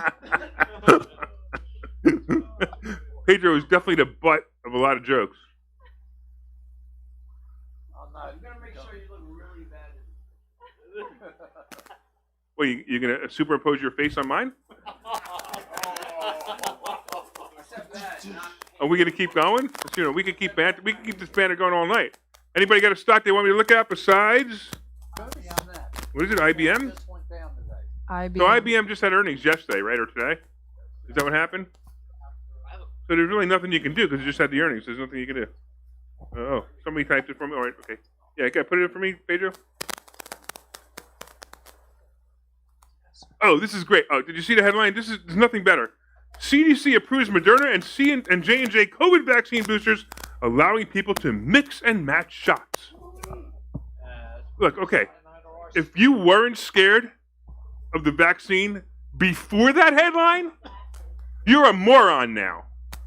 What? Really? Allowing people to mix and match shots? Anybody ever mix wine with scotch? Right? What happens to you the next morning? Yeah. And these guys are going to say, really? Okay, anyway. KDP. So IBM is done. There's nothing you can do with it. It had bad earnings yesterday. You got to wait for it. What is it, DP. As long as he heard it, doesn't matter. Dr. Pepper. Keurig, Dr. Pepper. I didn't know Keurig and Dr. Pepper merged. Wow, I had no idea. I was looking at maybe. You were looking at Pepsi a while back. No, I was looking at Canada Dry. Oh yeah, I was looking at Pepsi, but I was thinking like 33.5. What do you think of that? So my only problem with this is it's not moving much. Is it a dividend-paying stock? Yeah, I thought so. So this is probably a good covered call stock. At this price, I'd buy the stock, sell the covered calls, make a couple of bucks week after week after week, and then when you need the money to go buy something that you think is going to go. By the way, all right, I told you this before. Mid-November is going to be the next drop. Now, whether it's going to be 1,000 point or 2,000 or 2,500 point, I don't know. But whatever. Here, you guys want to write it down? Write it down. The stock market is now at 35,500, right? Just write it down. Somebody write it down so you could say, hey, he was right. We're going to be in the low 3,400s mid-November, around the 15th, 16th, or 17th. Remind me, because I've already forgotten. Mid-November, 13th, 14th, 15th, something like that. Yeah, the low 34,000. Yeah, low 34,000. So in other words, about a 1,500 point swing from here. That doesn't mean anything. That's actually a good thing for us sometimes. But that's just so you know, because that's my prediction based on what's going to come in November. Anybody know all the events that are going to happen in November that are going to cause the stock market to go down? Election. What? What was that? They're going to run out of turkeys? Well, that's certainly possible. Yeah, they're all the turkeys are on the ships from China that died of coronavirus that they didn't need to shoot, so they didn't even have bullet holes in them. Okay. I tested this turkey with the vaccine. Let's get back on track. Julian has a question. What? What do you think this is, huh? Do you think this is interaction? Oh, God, what's your question? I'm teasing. Hello. That's because you hand the people a microphone, they push the buttons anyway. No, it's green. Here, take this one. Could you just check? Are you into crypto by any chance? Yeah, I'm into really crypto. Yeah. You know that Bitcoin just broke its peak, I think, recently. Yeah, that was yesterday. Where were you? Yeah, I don't know. Can you just check it for me though, really quick? That's the right answer. Yeah, I Yeah. will, just for you. Sorry. Just because you didn't know it broke yesterday. And it went Yeah. over 66,000 I yesterday. just found out today. I was like, oh shit. So how much crypto do you have? I like maybe a couple hundred. You have Not a too couple $100? not too much, yeah. Cause like I like to play with it. I'm not like, I mean I want to start doing it long term though, but I just want to buy at the right times. You You like know what I losing mean? money, huh? No, no, I I'm going to don't. teach you how not to lose money. Yeah. John's going. John behind you's going. He's going, dude, you better shut up quick because if you don't shut up, he's going to make more fun of you. You should see his face. That's what his face said. Okay. Right, Eli? Hey, everybody, just by the way, back here, we have stars back here. You guys don't even know. We have Eli and Cindy sitting back here. Everybody turn around and see Eli and Cindy back there. So if you didn't know this, so investor schooling, you know, we grew and grew and grew and grew and grew and grew, and we do a ton of marketing. You guys know that, right? Anybody ever get an email from investor schooling? You guys got emails? Really? I wasn't sure if you were actually getting them. So I'm being... He's being facetious. Okay. Just move on. Yes, everyone, all the time. So Eli and Cindy are in charge of those emails. So they've been in charge of those emails almost since day one of investor schooling, and for 2 years, right? So they've been a big part of investor schooling, and I want to thank them. And in fact, if you guys are coming tomorrow, you guys coming tomorrow? Who's coming tomorrow?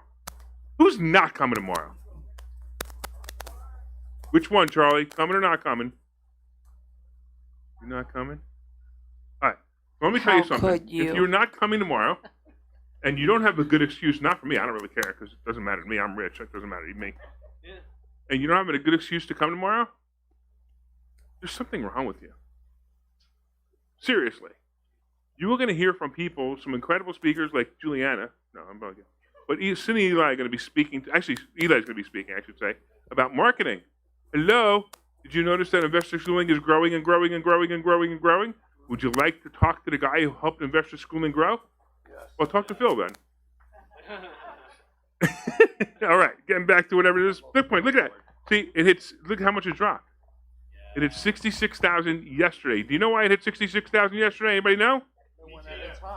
The ETF. Put up BITO. The Bitcoin ETF. Okay. Now, anybody watch my show the last couple of days? And I explained to you what the Bitcoin ETF really is. It is not what you think it is. And the first thing you think it is, it's an investment in Bitcoin, right? That is where you will make your biggest mistake putting money into this. It is not an investment in Bitcoin. It cannot be an investment in Bitcoin. The SEC has not approved that yet.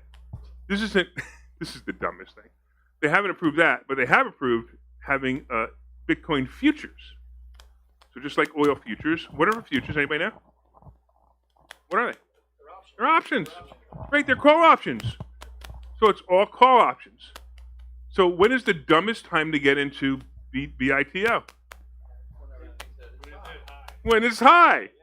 So these idiots all yesterday got into BITO. It went up to $44, which was pretty good. And Bitcoin shot up to 66,000. The dumbasses are working it backwards at the moment. Because how many people do you think that this is a Bitcoin fund, not a Bitcoin futures fund? Right? Because you think that the people who, this is the problem. You guys think, or most people think, I shouldn't say you guys, because you guys are smart in this. Most people think that investors in stock market are smarter than us. Right? They're not. They weren't even smarter than you before you came here. They're just as dumb as everybody else. And they make dumb decisions. I mean, you watch it all the time, right? Why did Facebook go down? Because Snapchat went down. Who cares? Right? Facebook shouldn't go down if Snapchat goes down. Do you really think that the 12-year-olds, you use Snapchat? Okay. Do you really think that the 12-year-olds using Snapchat have any effect on the adults using Facebook? I should really say the 12-year-olds not using Snapchat anymore have any effect. No, it doesn't. It's stupid. These dumbasses sold it off. It's okay with me because tomorrow's just a buying opportunity for me. And I've been waiting for it. I couldn't wait. It was great. But I just hope it stays down long enough because by tomorrow afternoon, Facebook is going to recover more than half. Going to recover more than half of what it'll open up at. Watch. It's going to be, it literally could be a perfect daily play. Oh, all right. All right, what else you guys want to look at? Anything else? Ethereum. Wow, come on. The same thing.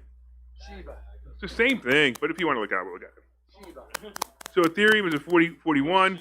No big deal. Don't you want to talk about like anything good like Shiba or Dogecoin or Dogecoin? I mean, we could, but I feel like it's just so volatile. What? Shiba? Shiba's great, man. It's up 3 times since I bought it. It ain't going back down. No, yeah, obviously we got it at the right time, but I also feel like this was bought really high, like you can also like boost that. Wait, hold on. All right, wait. Yeah. If you're gonna keep talking, you either got to talk with a microphone or let somebody else talk. All right, what do you got? No, that. It's on. It's on. No, I'm just saying that like if you buy at a certain time, you know, like if you buy it too high and then it just drops, you know, like you just lose all that money. That's why Really? like, I wouldn't. If you buy too high, so let me tell you the strategy that we teach. So first of all, there's the strategy out there that most people do is they buy high and sell low. You'll go broke really fast doing that. Yeah, of course. We teach buy low and sell high. Right. Isn't that awesome strategy? All right, let's get back on. Who else? We got ADVM. So George, why would you have a 155 strike, George? Come on. Go back to all right. Let's just look at go to Apple for a second. I'm gonna yell at George. George is online. AAPL. Why? Put George on. George, raise your hand.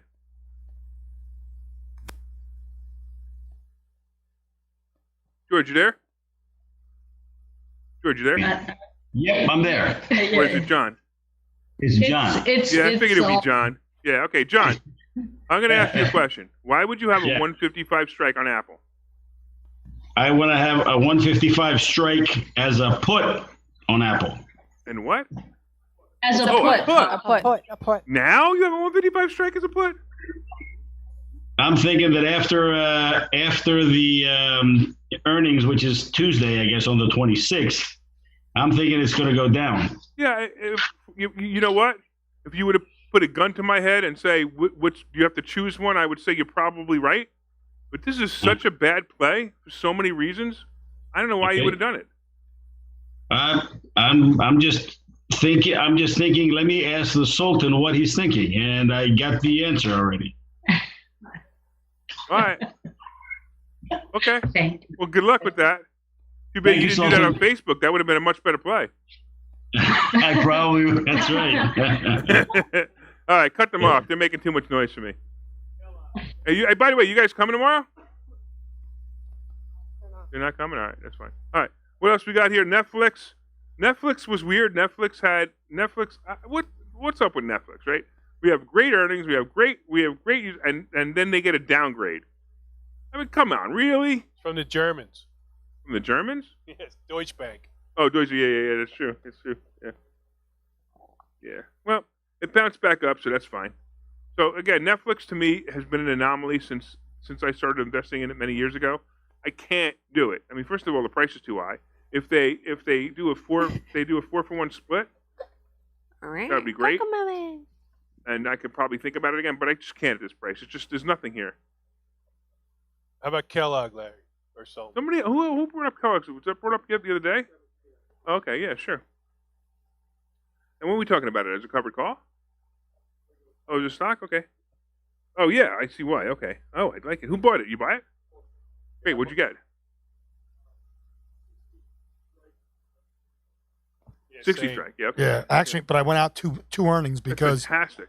Kellogg has a tendency to go after earnings. They go up. Okay. It's weird. Fine. So I bought 2 earnings. Yeah, that's great. For $3. How did you not, or 4, whatever it was, 354. And what else? CCL. I do have a question about that. Can I ask you a question? CCL or Kellogg? No, I bought Kellogg the other day. Right. It went up 50 cents the next day, but I lost money. Can the time value change like that? Like, so there's 2 things that could have happened. The time value could have, but it's not going to be much because you went out pretty far, right? Yeah, it went 2 earnings. First of all, you got to remember it went down 50 cents, and no, it went up 50 cents. It went up 50 cents, but the option went down. But there might not have been anybody interested in it, didn't make a bid on it. That's right. And that happens because remember that the price that they're showing your account at is the mark. Right. So if it was, I don't know, let's say it was $3 and $5, that would be $4, right? Would be the mark, which also isn't accurate, right? Because somebody's asking 5 and somebody's bidding 3, nothing's going to happen. It's not going to be bought. But if this guy lowers this to $450, now the mark goes down, and that's why. That's what I figured, because even when I bought it, it took hours for it to fill because there was no interest in it. Well, be careful if you're buying stock options without interest. Right. Just be careful because you can't sell them. Right. For the same reason. But if this acts the way it's acted the last probably. 3 earnings, Yeah, it's going to go up after earnings anyway, Right. which means it should sell for the next earnings. Right. So. All right, you guys ready? $20 strike price, or is it $22? What was the one? $25 strike price on Carnival in February is $1.80. Right? 25. Now it's out of the money. We don't normally do that, but there is no reason why Carnival shouldn't be at 30 now. The only thing is just a little bit of fear because now which variant is coming up now? I can't remember. Delta Plus. No. First is the D. So first is D. There has to be E because DEM would be Delta the next Plus. one. I heard it today. Dave, It's in the UK. Dave, let me go through it again.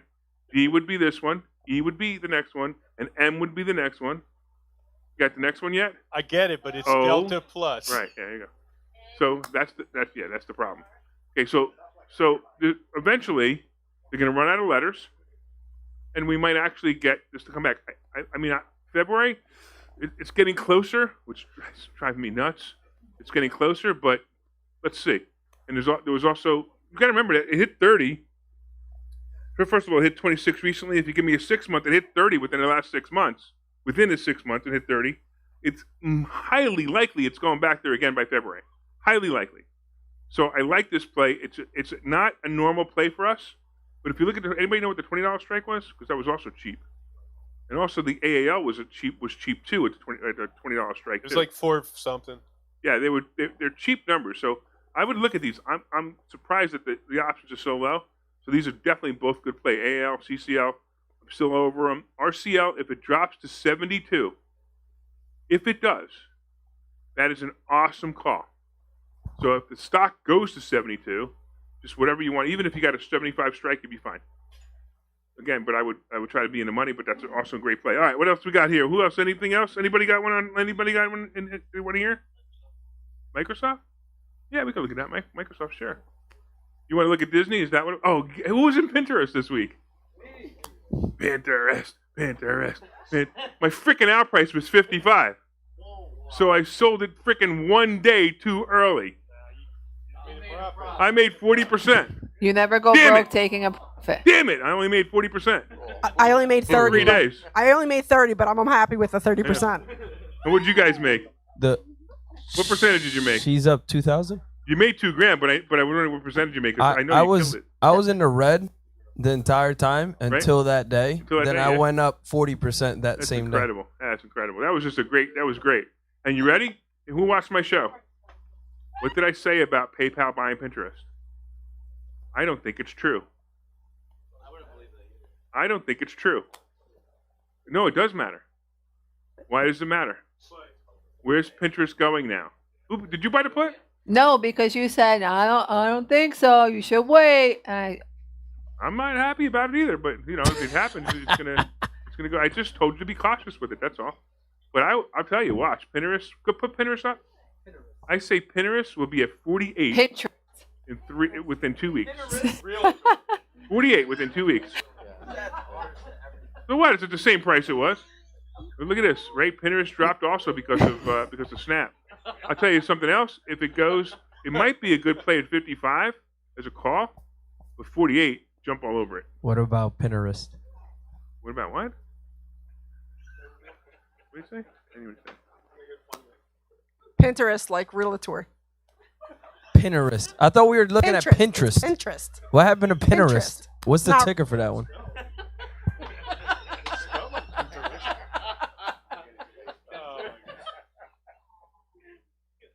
there are definitely too many pages in here. At least I know how to say Pinterest. Okay, so what did you? Pinterest. You said buy it at when? Pinterest. Pinterest. I'm buying a put tomorrow. Read it again. Pinterest. What did you say to buy it at for a call? What did you say to buy it for? I wouldn't touch it as a put. But a a call 5-foot pole. 55 or less. 55. But I really would like to see. I mean, 48, jump all over it. 55, it might float. So if it floats down to 55, it'll hover back up to 57. But if PayPal says, "What are you talking about? We were never going to buy them anyway," it's going to hit 48 fast, jump all over it, grab it for 3 or 4 point run, just like it did before. All right, you ready? All right, that's it. One more. GE. GE. See. Does Hat consider? I don't know what Jose means. Does Hat consider me a Pedro? Jose Rios? Because everybody used to call him Pedro. Is that why? I don't know. All right, General Electric. I told you this, right? What did I say? 80, right? I said 80. Let's just go to 80. Just wait. Just wait. It's going to 80. And when it hits in the 80 range, 75 to 80 range, it's a call. Until then, stay away. Just stay away from it. Just keep watching it, but stay away from it. Okay? All right. We are good, right? Who's coming tomorrow? Oh, we did that already. Yeah. Listen, I'm telling you right now, the people are going to, at 10 o'clock tomorrow, I have a surprise for you. Or is it 10:30? I don't know. I have a surprise for you that you guys are going to love. All right. So you guys come back next week? Yes? Monday? All right, cool. We'll have some cool stuff for you.